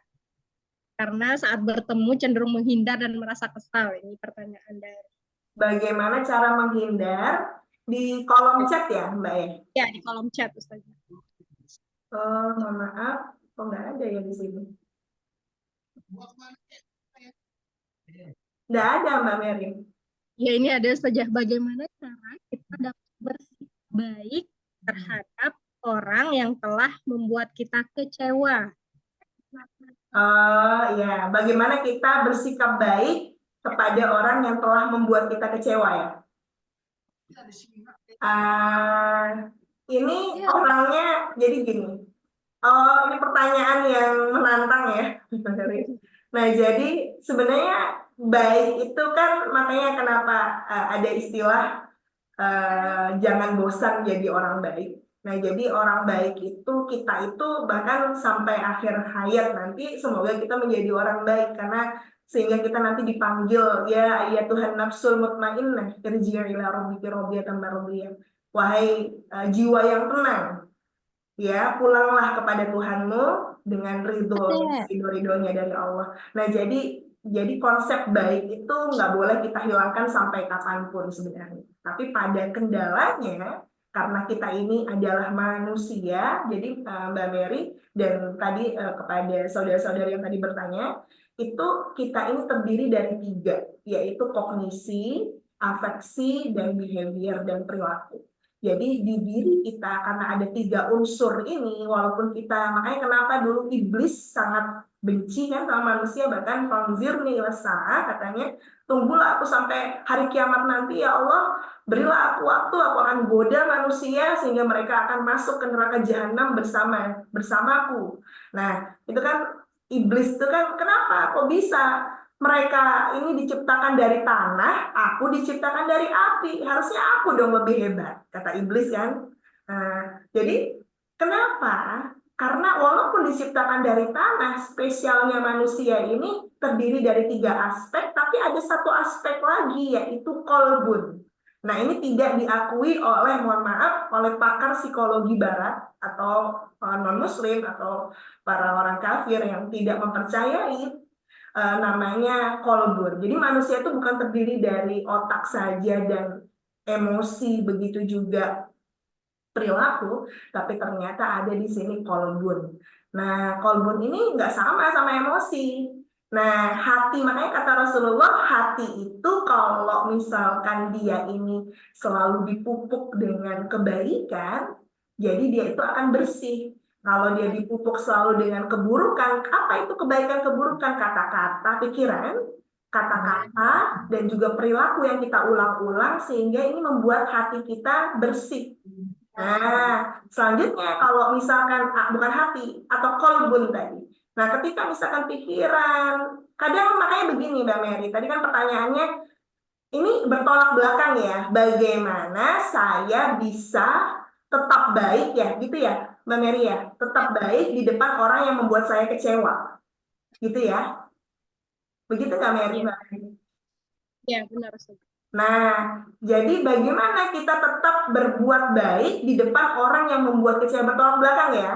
Nah, membuat kecewa itu sudah pasti. Semua orang di hidup kita pasti akan membuat kecewa. Itu sudah hukum pasti, itu udah hukum alam. Makanya kenapa Imam Syafi'i berkata, "Ghayatun ridhon nasi, ghayatun la tudrak." Ridho manusia adalah sesuatu yang tidak akan pernah kita dapat. Nah, jadi walaupun kita sudah baik, tapi memikirkan kekecewaan manusia itu nggak akan sampai. Jadi cukup aja versi terbaik itu tanpa meminta konfirmasi dari orang lain. Sudah baik belum aku? Sudah benar belum aku? Nggak perlu. Tapi patokan baik kita adalah diri kita. Jadi kata Rasulullah, orang itu ketika melakukan dosa, hatinya nggak akan tenang. Jadi alarm, kita punya alarm. Makanya tadi yang kenapa inner critic sama inner coach. Kita punya alarm dalam diri kita. Ketika kita nggak baik, kita melakukan kesalahan, hati ini nggak tenang. Ya Allah, kayaknya gimana ya, kayaknya aku salah sama ini. Nah, jangan pernah kita abaikan. Kalau kita abaikan selalu, kita akan jauh dari yang namanya cahaya tadi atau alarm tadi yang langsung Allah sampaikan di dalam hati kita. Nah, jadi ya sudah, jawabannya adalah kita tanpa perlu menanyakan apakah kita baik sudah di depan dia, atau kita bertanya-tanya, dia sudah merasa puas belum dengan saya? Nggak perlu. Yang penting kita baik aja. Contoh dia yang pernah membuat kita kecewa, contohnya dia selalu buang muka kalau kita ketemu dia gitu kan ya, mungkin ya. Ya kita senyum aja, walaupun dia buang muka, dia mungkin merasa masih nggak puas, ya biarin, itu urusan dia gitu. Tapi memang itu nggak semudah dengan kata-kata. Itu perlu pengulangan demi pengulangan. Ya, jadi seperti itu, semoga menjawab jawaban tadi. Ini ada, oh ini sudah tadi. Oh, ini ada yang nanya juga ya, Mbak Mary, benar? Pertanyaan yang selanjutnya ini adalah bagaimana agar kita, ini ya, Assalamualaikum Ustazah, Afwan, saya izin bertanya, saya selalu overthinking, menyalahkan diri sendiri, terkadang apapun masalahnya, saya selalu pikirkan, saking banyaknya, saya kadang sudah sampai tidak bisa menahannya, saya sampai nangis sendiri. Bagaimana ya Ustazah saran agar tidak terlalu overthinking, karena overthinking saya ini sudah mempengaruhi fisik saya seperti sakit Ustazah. La haula wala quwata illa billah. Nah, pasti karena kan kita perlu ingat di dalam moto ada mens sana in corpore sano atau al aqlus salim fil jismi salim, di dalam akal yang sehat terdapat tubuh yang sehat. Itu sebenarnya kita sudah tahu. Ini untuk saudara-saudari sekalian, khususnya yang bertanya karena nggak ada namanya. Nah, jadi begini.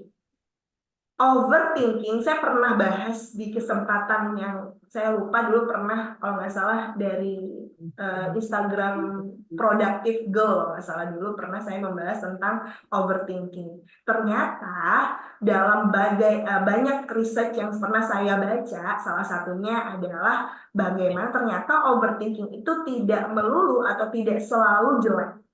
Nah, jadi ternyata overthinking itu kita perlu men-switch atau merubah, bilang, oh perlu nih overthinking. Karena kalau nggak overthinking nggak selesai kerjaan. Jadi contoh ketika kita punya deadline kerja. Kalau kita nggak overthinking atau kita mikirkan, ayo kenapa nggak selesai ini? Kita mikirkan kerjaan terus, nggak selesai-selesai. Sehingga ternyata overthinking manfaatnya adalah membuat kita on time. Itu satu. Nah, tapi dari kasus yang tadi saudari atau saudara yang tadi ngechat di via kolom chat, sepertinya itu adalah overthinking.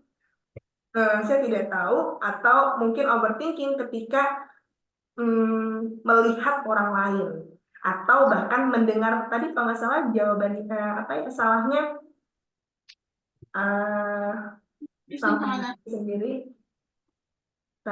Saya kurang menyalahkan. Jadi kalau ada masalah, ini berarti masalahnya adalah bagaimana ternyata dia self image, bagaimana melihat dirinya sendiri, sehingga semua masalah itu seakan masalahnya dia. Jadi contoh ada seseorang yang bilang ini salahnya ini, padahal dikiranya nyindir. Jadi dia bagaimana pandangan dia, mindset dia, pola pikir seseorang ini terhadap dunia, itu kita perlu benerin. Nah, bagaimana caranya? Sehingga ya pasti ketika kita begini, ketika kita selalu merasa salah, pasti kita selalu sedih. Atau bahasanya baper, ya, terbawa perasaan terus rasanya. Nah, kenapa? Padahal memang research membuktikan ternyata memang perempuan itu adalah manusia yang memiliki full afeksi.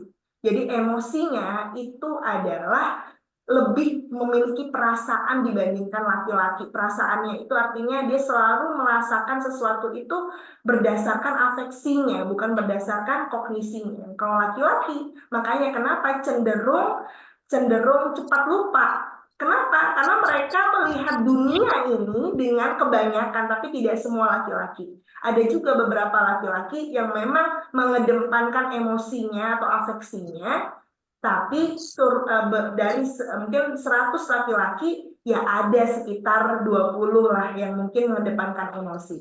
Itu perbandingannya. Sehingga mereka cepat lupa. Tapi ini sepertinya yang bertanya perempuan, karena dari pertanyaannya, apa yang dia lihat membuatnya sering menangis. Nah, jadi bagaimana caranya? Caranya singkatnya adalah bagaimana dia melihat dirinya dulu. Dia harus paham dirinya dulu. Dia harus paham. Jadi kalau dia nggak paham dirinya, dia akan merasakan saya ini nggak punya apa-apa, saya ini nggak punya kelebihan apa-apa, saya ini nggak punya sesuatu yang menenangkan saya ini nggak punya sesuatu yang buat diri saya bahagia. Dia lupa tujuan, sehingga ketika orang tidak paham dirinya, dia memiliki tujuan. Apa itu tujuannya? Tujuannya ingin membahagiakan semua orang. Nah, padahal kita ini diciptakan Allah hanya untuk diri kita sendiri. Makanya kenapa? Bukan maksud saya hanya untuk diri kita sendiri, kita nggak mau peduli sama orang lain, bukan. Maksudnya adalah kita ini memaksimalkan diri kita sendiri, bukan memaksimalkan orang lain. Memaksimalkan, bahkan mohon maaf yang sudah berkeluarga, kita nggak bisa memaksimalkan suami kita. Kita mau suami kita berubah, udah kayak Mas, pokoknya kita sudah nikah ini, kamu berubah. Wah, nggak bisa, emang Power Rangers atau superhero yang bisa berubah. Enggak, kita nggak boleh punya mindset begitu di sini, saudara-saudari sekalian. Ketika sudah menikah, biarkan beliau, suami kita, istri kita, itu dengan gaya mereka sendiri. Kita nggak bisa, jangan sampai pernah ketika menikah nanti, mungkin yang adik-adik atau sahabat yang belum menikah, ketika menikah, bukan berarti kita ini merubah sifatnya pasangan kita, kebiasaan pasangan kita. Tidak, tapi kita ini cukup. Makanya kenapa dalam Al-Quran wa in ahsantum bi anfusikum. Kata Allah, kalau kamu baik, maka baik kamu itu untuk dirimu sendiri. Wa in asatum falaha. Dan kalau kamu jelek, maka jelekmu itu untuk dirimu sendiri. Nah, jadi kayak gitu. Nah, jadi ketika kita ini tujuan kita untuk membahagiakan diri kita sendiri, apapun itu kondisinya, bukan tadi membahagiakan orang lain, maka kita berkuranglah kecewa kita. Walaupun memang manusia, khususnya perempuan, itu tuh bapernya masih ada.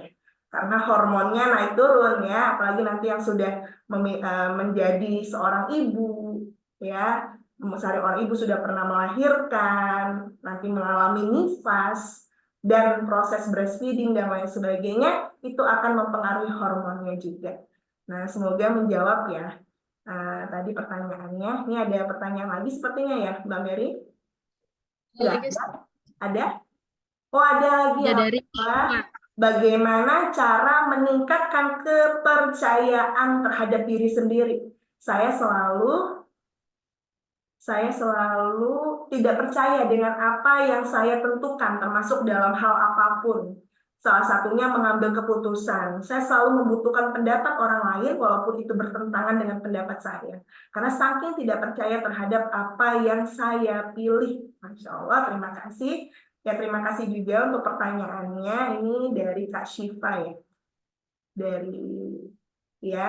Saya panggilnya Kak Syifa aja. Kak Syifa, saya akan berusaha untuk menjawabnya. Alhamdulillah pertanyaan yang bagus. Jadi, Kak Syifa, bagaimana sebenarnya kita ini menjadi seseorang yang sebenarnya kalau di sini itu meningkatkan kepercayaan diri sendiri.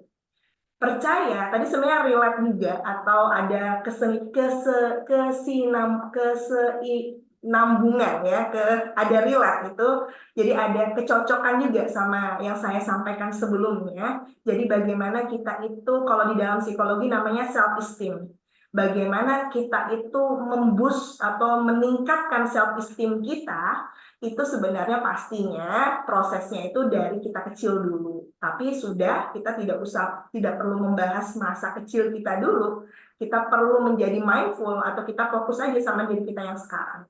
Nah, sehingga dalam pengambilan keputusan itu pasti juga tidak lepas dari yang namanya kebiasaan. Jadi tingkatan kepuasan seseorang itu bergantung kepada diri sendiri.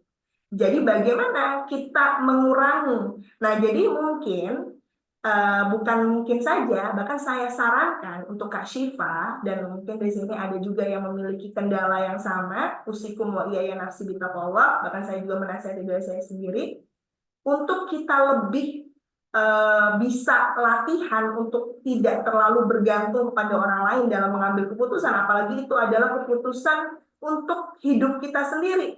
Wah, berbahaya sekali. Padahal ada kata pepatah di sini untuk Kak Syifa dan semua yang hadirat yang ada. Orang kayak gini, ada kata pepatah begini. Orang yang suka sama kita pun itu tidak perlu kita mengabar-ngabari apa yang terjadi di dalam hidup kita. Apalagi orang yang tidak suka sama kita. Wah, ini bisa jadi, mohon maaf, ini bisa jadi senjatanya orang yang tidak kita suka. Artinya, kalau bahasa ininya, keep it yourself. Jaga, itu rahasia itu dijaga. Nah, kita perlu meminimalisir semakin kita dewasa, semakin kita perlu memiliki wibawa. Wibawa itu apa? Wibawa itu artinya kita ini memiliki boundaries. Kita ini memiliki batasan di dalam hidup kita. Makanya mungkin ada orang yang selalu memikirkan gak enakan, dulu loh kamu deket sama aku, kok sekarang gak mau sih ngumpul-ngumpul lagi? Oh, tahu deh, sekarang bukan itu ya kumpulannya, dan lain sebagainya. Ya, kenapa? Ketika kita bertambah dewasa, makanya kenapa di dalam Al-Quran ini semua juga ada dalam Al-Quran, Masya Allah. Di dalam Al-Quran, makanya kenapa kata Allah, sesungguhnya aku ciptakan manusia itu menjadi, ketika dia masih bayi, dia lemah. Ketika dia sudah beranjak remaja, dewasa, dia menjadi kuat. Dan ketika dia bertambah tua, semakin tua, dia menjadi lemah. Nah, maka ketika kita menyadari diri kita ini memang tidak seenergik dulu, maka ketika manusia ini cenderung dalam psikologi, ketika seseorang nggak bertambah kuat fisiknya atau penampilannya, ketika dia sudah bertambah tua, maka sebenarnya dia itu perlu memperbanyak inner voice-nya, suara dalaman dirinya. Oh, nggak apa-apa kok, kata orang kamu gemuk loh. Oh, nggak apa-apa, wajar dong, mungkin sudah punya anak gitu ya, sudah punya anak. Jadi kita perlu menenangkan diri kita, makanya kan judul kita menenangkan batin kita. Oh iya, wajar punya anak kok. Oh, kamu kayaknya sekarang sudah tuaan, ya wajar lah sekarang sudah tua gitu kan ya, sudah sudah tambah tua. Nah, jadi kita perlu mengurangi mengurangi pergaulan yang dulu mungkin seakrab ya, mungkin setiap malam minggu, atau mungkin untuk yang bapak-bapak atau untuk yang mas-mas, yang kakak-kakak yang dulunya suka teman-teman kumpul sama teman-teman, ketika sudah berkeluarga, sudah ini berkuranglah kumpul-kumpulnya sama teman-teman. Ya, itu perlu jadi batasan dalam diri. Nah, jadi solusinya adalah mengurangi, jadi kita perlu menetapkan batasan di dalam diri kita sendiri, Kak Syifa. Jadi kita bilang ke diri kita, oh kamu, ketika kamu mengambil keputusan, kamu harus percaya sama diri sendiri. Kita coba yuk. Jadi buat tahapan-tahapan. Jadi yang mungkin sebelumnya itu ketika misalkan kan refleks, itu kan refleks. Contohnya diminta mungkin menentukan kuliah contohnya. Perlu lagi nggak ya kuliah S2 contohnya? Oh, nanya. Kedengaran suaranya ya, Mary? Mohon Ya, maaf, kedengaran. mati tiba-tiba. Nah, jadi kita perlu mencoba dulu, mencoba pelan-pelan. Oh, tahan-tahan, nggak usah nanya dulu. Nanti kalau sudah over, sudah kayaknya perlu banget, baru kita tanya. Nah, jadi kita perlu step by step dulu. Jadi menahan diri kita untuk tidak langsung menanyakan ke teman, kita percayain diri kita dulu, oh ternyata enak juga ya menentukan dengan diri sendiri daripada minta sama orang lain. Alhamdulillah. Jadi teman-teman nggak pada ribut dulu, misalkan, oh ya kamu ya mau lanjut S2 ya. Jadi mereka nggak pada tahu duluan, jadi kita dulu. Nah, kita coba perlahan-perlahan, karena waktu untuk berubah di dalam psikologi itu sekitar 1 bulan. Nah, 4 minggu. Nah, 4 minggu itu waktu optimal dalam perubahan dalam psikologi. Jadi dicoba dalam 1 bulan, seminggu per minggu, tahapan-tahapannya per minggu, yang tahu bagaimana membuat yang sesuai yang kita nyaman. Makanya kenapa juga perintah untuk melarang yang namanya minuman keras di dalam Islam itu juga bertahap. Nah, itu juga bisa dipraktekkan di dalam terapi untuk sesuatu yang tidak kita ingin hilangkan di dalam hidup kita. Semoga itu menjawab ya, Kak Syifa. Nah, selanjutnya ada lagi pertanyaan dari Kak Jumayati. Nah, selanjutnya, Assalamualaikum, izin bertanya, Ustazah, bagaimana cara mengatasi hidup yang terlalu banyak berpikir? Insya Allah ya. Terus, mohon maaf, saya kelewat. Sedikit ada masalah, entah itu hal kecil atau hal besar kepikiran. Nah, ini adalah thinking ya. Begini, kita perlu menyadari berpikir atau kepikiran itu hal yang memang normal terjadi di dalam hidup kita. Kita harus berpikir. Kalau kita nggak berpikir, berarti kita bukan manusia. Nah, kenapa? Kenapa hewan? Kan pernah saya ditanya oleh santriwati, Ustazah, nanti hewan itu, misalkan kucing mati, itu nanti dia ke akhirat, Ustazah. Ya enggak, ya. Dia enggak ke akhirat. Dia enggak masuk surga atau masuk neraka. Sudah berakhir waktu itu juga. Hewan itu akan berakhir waktu itu juga hidupnya. Tapi kalau manusia berpikir, itu akan berpikir terus sampai diambil ajal maut memanggilnya, atau ya kita kembali ke Allah, ke sisi Allah, itu kita akan selalu berpikir. Nah, makanya di situ kenapa? Jadi perlu sekali. Jadi kita merubah mindset kita. Kita bukan, jadi kalau mindset kita, kenapa ya hidup ini banyak berpikir?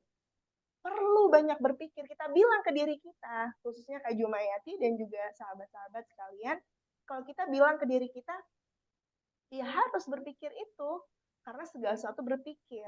Tapi yang nggak boleh adalah unlimited. Kita nggak boleh saking over juga, over limit. Kita nggak boleh mengoverlimitkan pikiran. Contoh, makanya di dalam gini, kan di dalam surah, jadi dari satu pekerjaan kita ini berpindah ke pekerjaan lain. Kita nggak boleh terlalu berlebihan di dalam pekerjaan satu di dalam hidup kita. Kita perlu berpindah-pindah. Contoh, kita bangun tidur, kita nggak boleh lama-lama tidur kan? Masa kita tidur seharian? Jadi bangun tidur, kita perlu sholat subuh dulu contohnya. Terus kita minum air hangat contohnya. Kita exercise contohnya, kita baca buku, kita baca Quran, dan lain sebagainya. Kita berpindah-pindah. Nah, sehingga hidup itu ketika melakukan dari satu pekerjaan ke pekerjaan lain, pikiran kita akan terminimalisir. Makanya kenapa kata orang, kalau misalkan banyak pikiran sudah healing. Nah, healing kita tiap orang berbeda, Kak Juma.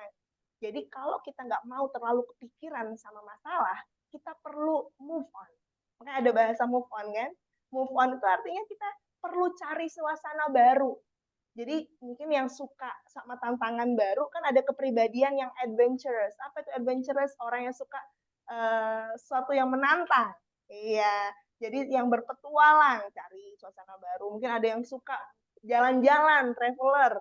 Nah, cari itu membuat dia sehingga pikiran dia terminimalis, dia tidak terpaku pada pikiran yang sama. Makanya kenapa kata Allah, dan dari semua ciptaanku ini semuanya ada tanda-tanda kebesaran. Apakah kamu tidak melihatnya, kata Allah. Nah, jadi semua itu adalah healing sebenarnya untuk kita move on. Nah, jadi supaya kita tidak terlalu terpaku sama masalah kecil atau apalagi besar, itu kita perlu move on, selalu bergerak, entah apa itu yang kita kerjakan selama itu bermanfaat. Ya, mungkin ada lagi yang mau bertanya, semoga menjawab ya, Kak Jumayati. Terima kasih Ustazah. Sepertinya tadi ada yang ingin bertanya via langsung ya, secara langsung. Dipersilahkan teman-teman yang ingin bertanya langsung. Ya, mungkin ada yang bertanya, kita cukupkan nanti kan sampai jam 11 ya, Mbak Mary, masih ada waktu sekitar 17 menitan ya. 17 menit. Iya, ada.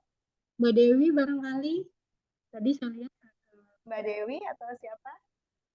Ya, silahkan kalau mau bertanya. Apa ada yang mau menimpali mungkin dari apa yang tadi saya sampaikan? Silahkan.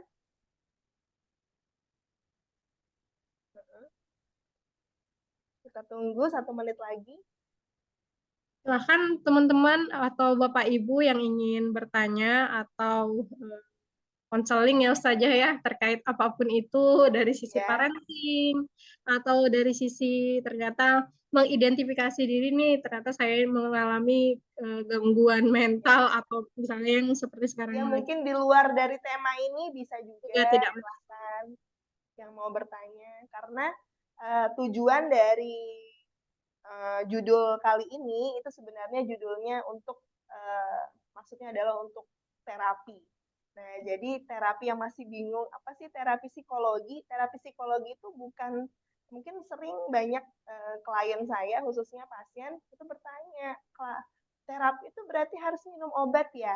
Enggak, terapi itu bukan obat, bukan juga mungkin pakai alat apa, enggak. Jadi terapi psikologi itu bagaimana kita bagaimana kita merubah pikiran, bagaimana kita merubah apa yang kita rasakan, apa yang kita percayai di dalam hidup, sehingga itu berpengaruh ke dalam perilaku kita sehari-hari.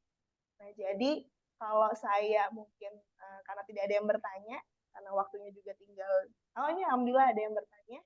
Assalamualaikum, izin bertanya, dengan menghadapi fenomena digital ini, anak cenderung di dunia HP. Sampai ibadah ditunda, ataupun pekerjaan yang penting diabaikan. Bahkan sering terjadi perdebatan untuk itu, padahal anak sudah belajar agama lebih dari cukup. Mohon solusinya. Makasih. Ya, ini pertanyaan dari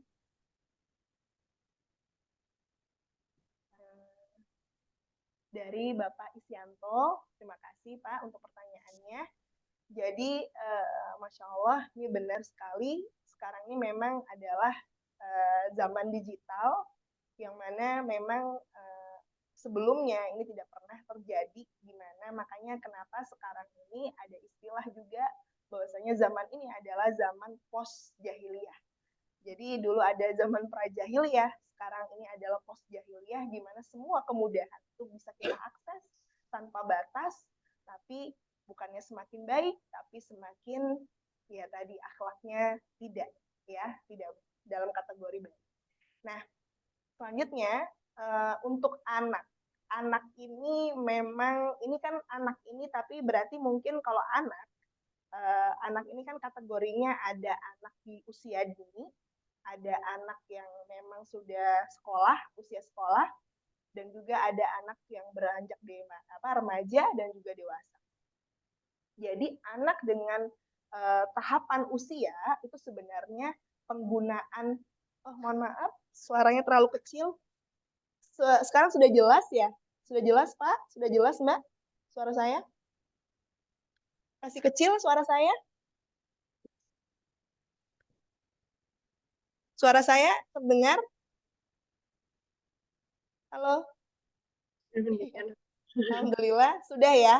Mohon maaf ini karena mungkin jaringan tadi terganggu, jadi suara saya agak kurang terdengar. Jadi maksud saya sepertinya alhamdulillah sudah jelas. Terima kasih. Nah, jadi maksud saya seperti ini. Jadi di mana penggunaan HP di zaman yang memang perlu sekali yang namanya kita perlu memahamkan orang bagaimana kita menggunakan digital dengan baik, itu kita perlu, bahkan kepada anak-anak kita, bahkan kita pun harus lebih hebat dibandingkan anak-anak kita dalam menggunakan bahkan sekarang yang namanya smartphone, kita harus pintar menggunakan gawai itu. Nah, jadi tapi ini harus kita kategorikan sesuai usia anak. Jadi anak itu yang tadi saya sudah bilang, ada anak usia prasekolah, ada usia sekolah, ada usia remaja, dan ada usia dewasa pasti.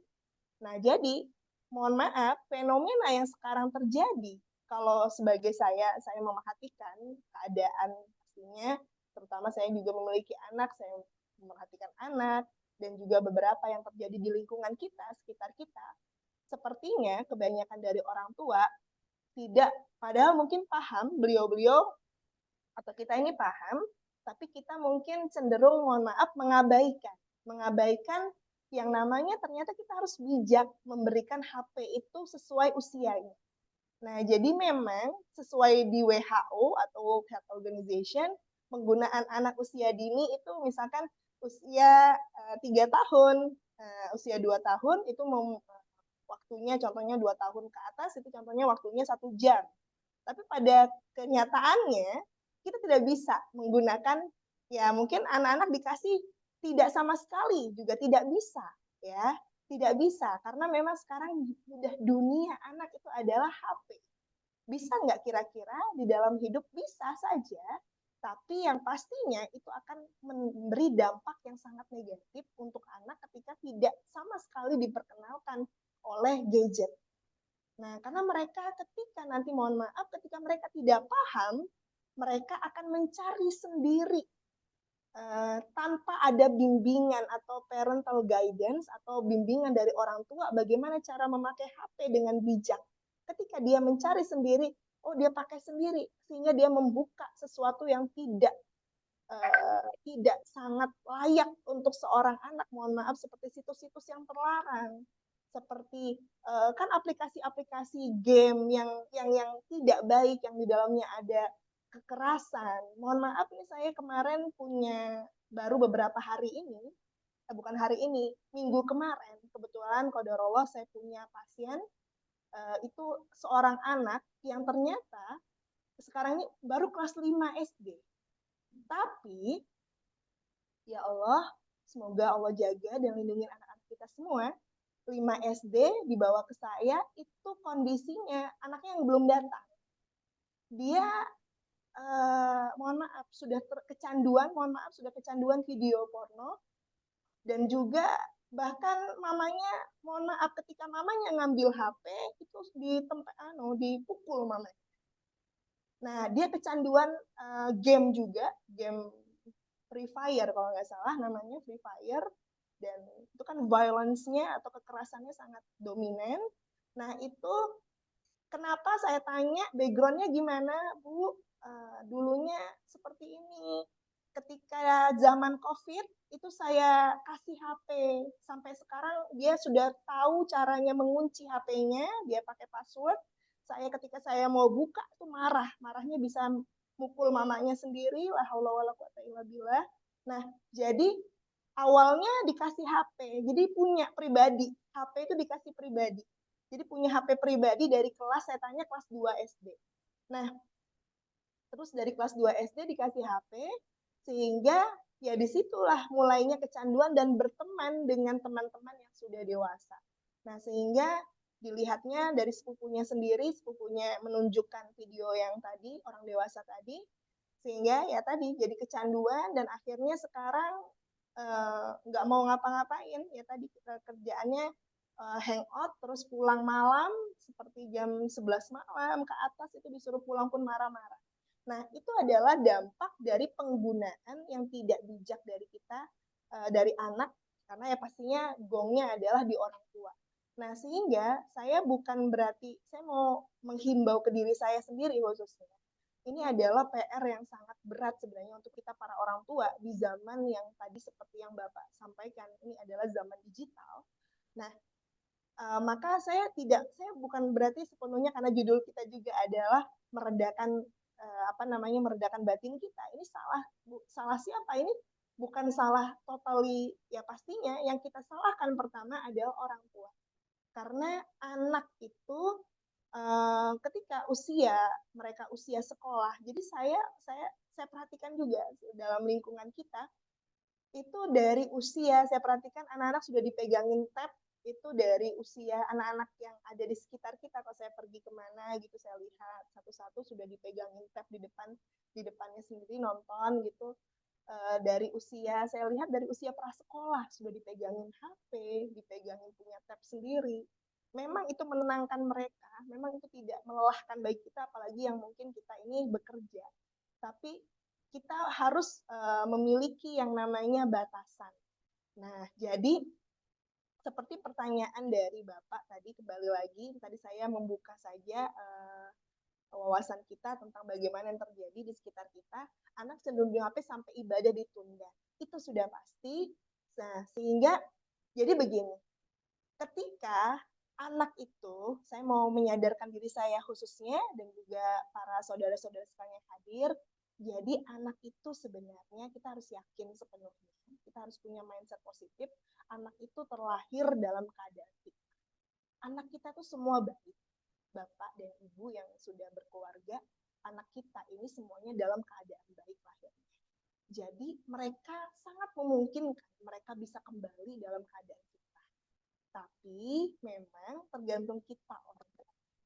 Nah, karena konsep anak itu konsep anak itu tergantung, makanya kenapa Rasulullah bilang fa'abawahu yuhawidan. Karena jadi semua anak itu terlahir dalam keadaan kita. Dan kedua orang tuanya lah yang membuatnya Yahudi, agama Majusi. Itu ibarat. Nah, sama. Kenapa? Mohon maaf sekali Bapak dan Ibu sekalian. Kenapa anak kita mungkin sekarang mengabaikan kita, nasihat kita, nggak mau diajak seperti ini? Karena mungkin ada beberapa cara yang kita memang tidak tegaskan. Jadi anak itu sebenarnya dari usia dini, jadi contohnya dari usia 3 tahun ke atas, di mana dia sudah mulai berkomunikasi, itu sangat memungkinkan kita untuk mengajaknya berdiskusi. Kenapa sih contohnya ibu itu nggak pernah ngasih kamu HP seperti teman-temanmu. Kenapa, Nak? Karena contohnya jangan pernah usia SD juga anak itu dikasih HP atau HP pribadi, jangan pernah. Nah, jadi kita misalkan kenapa, Nak, kamu nggak dikasih HP seperti teman-temanmu yang lain, itu ada alasannya. Karena kita beri alasan yang bisa dipahami oleh bahasa mereka.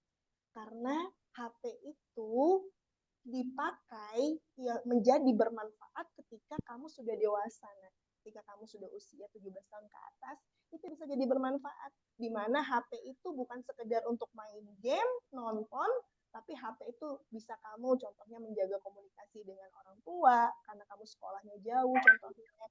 Terus kamu bisa berkarya lewat tulisan, kamu bisa buat YouTube bermanfaat, mau menjadi YouTuber, membuat konten yang bermanfaat, dan lain sebagainya. Kita beri edukasi ke anak. Makanya jangan bosan-bosan. Anak-anak itu seperti ini Bapak dan Ibu khususnya, anak-anak itu sebenarnya mereka tidak sama seperti kita orang dewasa. Kenapa? Karena anak-anak itu masih kecil. Makanya Rasulullah bahkan ketika cucu-cucu beliau Hasan Hussein itu selalu mengganggu beliau ketika sholat, naik ke atas ini beliau ketika ruku, beliau nggak marah, lari-lari, nggak marah. Kenapa? Itu dunia anak main-main. Ketika mereka nakal, contohnya mungkin dalam bahasa orang dewasa nakal. Bukan nakal, mereka itu memang dunianya, ribut-ribut, itu. Jadi itu dunianya. Jadi anak-anak itu konsepnya supaya masuk di alam bawah sadarnya, kita sebagai orang tua perlu menjadi bahan dan contoh-contoh teladan. Jadi contohnya kita mohon maaf Bapak dan Ibu sekalian, ketika kita misalkan bilang, nak, HP ini kamu boleh misalkan main 15 menit pakai HP ini, tapi harus contohnya harus mungkin kayak saya contohnya murojaah dulu ya, mungkin waktu libur. Kalau saya mengasih anak-anak saya main HP itu Bapak dan Ibu sekalian biasanya nggak HP sih, saya lebih mungkin ya HP itu jarang sekali, mungkin saya lebih ke ke TV untuk main misalkan main game di TV itu saya bilang boleh tapi hari libur aja, tapi dia sudah hafal di alam bawah sadarnya ketika dia mau mendapatkan sesuatu itu dia harus usaha dulu. Jadi ketika hari libur itu dari pagi itu dia biasanya ngaji murojaah dulu, nanti dia setoran ke saya kasih waktu contohnya dia mainnya dari jam 6:30 sampai jam 7 nak ya, stop. Pertama memang biasa namanya anak-anak kan susah dikasih tahu. Lama-kelamaan karena sudah diulang-ulang terus, jadi dia gampang. Sudah nak stop, stop. Pernah dia habis itu minta lagi, dia sudah paham hari Minggu aja untuk main-main. Nah, selanjutnya hari-hari biasa dia nggak akan minta karena itu sudah menjadi kebiasaan. Kalau dia ulangi lagi nggak apa-apa. Nah, jadi begini Bapak dan Ibu sekalian khususnya dan juga calon orang tua insya Allah yang ada di sini kakak-kakak. Jadi begini ketika makanya kenapa anak yang tadi contohnya seperti kasus saya, kenapa anak tadi sampai mohon maaf ketika diambil HP-nya atau diambil privilege-nya dia langsung agresif dan lain sebagainya, kayak mengabaikan nasihat, dia nggak mau dikasih tahu. Mohon maaf, zat yang keluar di dalam tubuh kita, di dalam psikologi psikis kita ketika kita itu seperti layaknya obat-obatan. Nah, jadi zat adiktif namanya. Jadi ketika seseorang tadi, makanya kenapa ini bahkan adiksi game itu sudah masuk dalam kategori diagnosa DSM, diagnosis statistik manual dalam psikologi, termasuk gangguan jiwa. Nah, jadi adiksi game itu juga termasuk kategori gangguan jiwa. Nah, jadi kenapa? Karena ketika dia ini sudah nggak dihimbau atau nggak dikasih tahu dari awal bagaimana, nah boleh main game tapi nggak boleh terlalu berlebihan, dikasih batas waktu. Ini sampai setengah jam aja ya. Ya mungkin kalau kita mau udah mengambil selesai contohnya, kita kasih tahu, oh ini 5 menit lagi ya. Jadi begitu bahasa. Jadi itu ada membuat zat adiksi sehingga kefitrahan dia ketika sudah terbiasa dengan tadi itu main game, main HP, itu akan terswitch atau terpindah dengan sesuatu yang melewati batasan fitrah tadi, sehingga sulit untuk dikasih tahu dan lain sebagainya. Itu bukan salah dia sepenuhnya, salah anak sepenuhnya. Itu adalah salah dari karena dia terbiasa dengan HP dan gadget tadi. Sehingga obatnya adalah kita sama-sama, kalau anaknya memang sudah usia remaja SMP, SMA, itu bisa diajak untuk diskusi. Nah, kalau begini caranya enak nggak sih? adik dapat apa sih, mas dapat apa sih, kakak dapat apa sih. Jadi kita ajak dia, kita main logika ke mereka, kita tanya apa sih enaknya untuk kamu ketika kamu terlalu berlebihan dalam HP ini. Nah, jadi kita tanya sehingga membuat dia, oh iya ya. Nah, jadi seperti itu. Jadi kita mohon maaf nggak langsung ini suruh misalkan sholat ini tepat waktu. Enggak, tapi kita tanya, kenapa sih sekarang begini? Kita kasih tahu apa yang kita rasakan sekarang kok susah dikasih tahu ya. Ya, kalau anak laki-laki mereka nggak butuh kata-kata yang panjang. Kita selalu ulangi kenapa sih? Contohnya Mas begini ya, berubah nggak kayak dulu. Kita ulangi lagi, kenapa? Kalau perempuan kita perlu panjang dulu, kenapa kok beda ini? Kita perlu dig into atau kita perlu terlalu detail untuk menanyakan ke mereka. Tapi kalau anak laki-laki cukup simpel, tapi kita perlu selalu mengulanginya. Kenapa ya begitu? Ini masih belum kayak biasanya loh, Mas ini.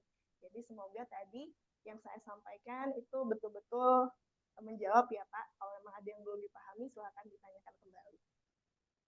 Ya. Yang terakhir ya Mbak ya, yang terakhir ini dari Bu Dewi ya, Bunda Dewi.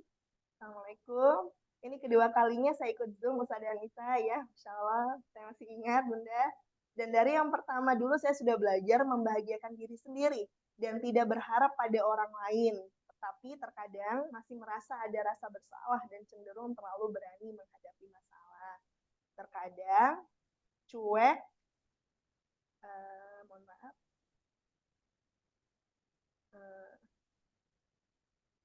bentar, terhilang.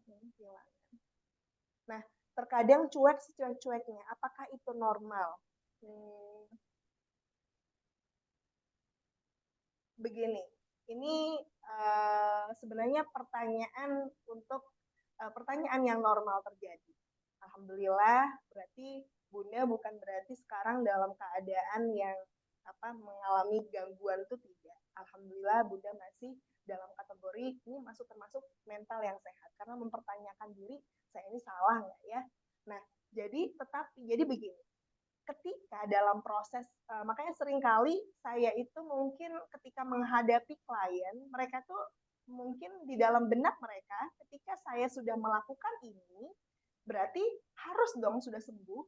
Jadi proses dalam kesembuhan, psikologis atau menjadi versi yang terbaik secara psikologis, itu butuh waktu seumur hidup.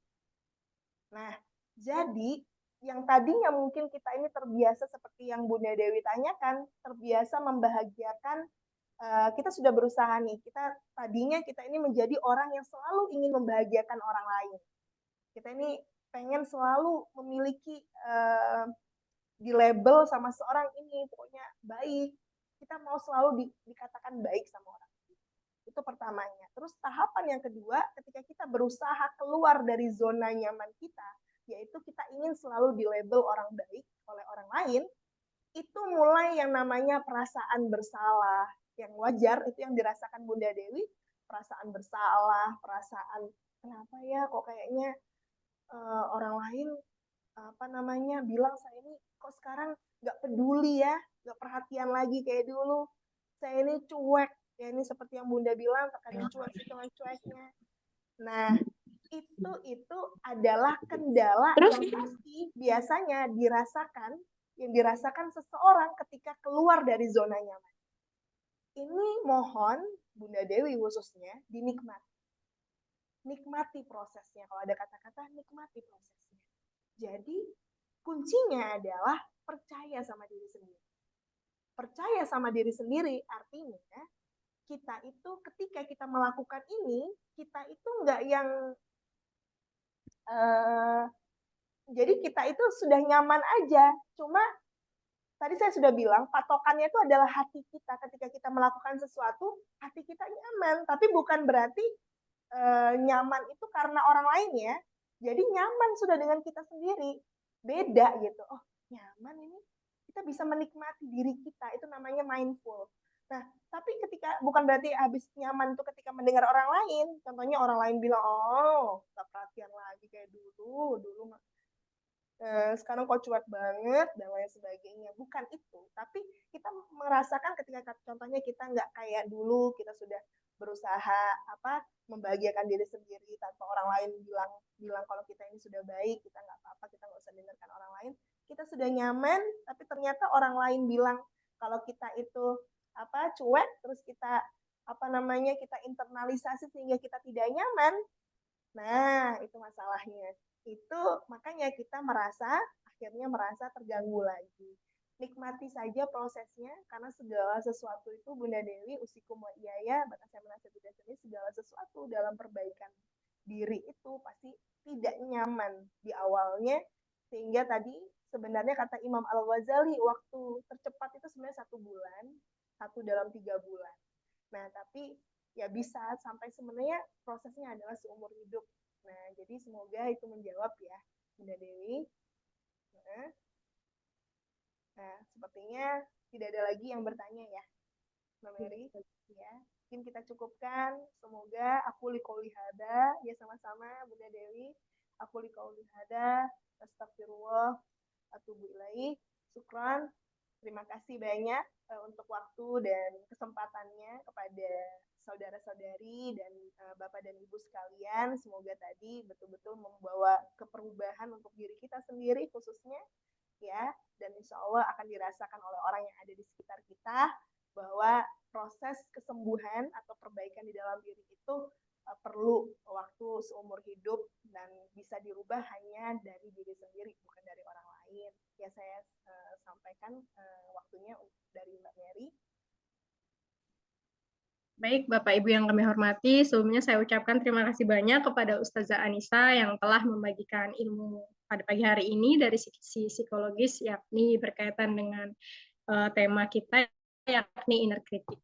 Baik, Bapak, Ibu, dan hadirin yang kami hormati, barangkali kita cukupkan kegiatan webinar kita pada pagi hari ini dengan menutupnya dengan membaca hamdalah. Alhamdulillahirrabbilalamin. Sekian dan terima kasih banyak. Kita akan kembali mengadakan webinar insya Allah di bulan depan ya Ustazah. Semoga Bapak Ibu hadirin nanti juga akan bersedia kembali untuk mengikuti kegiatan webinar-webinar dengan tema-tema yang sangat menarik di hari yang akan datang. Saya Merna Aprilia selaku moderator, mohon maaf jika ada kata-kata yang kurang berkenan. Akhirul kalam, wassalamualaikum warahmatullahi wabarakatuh.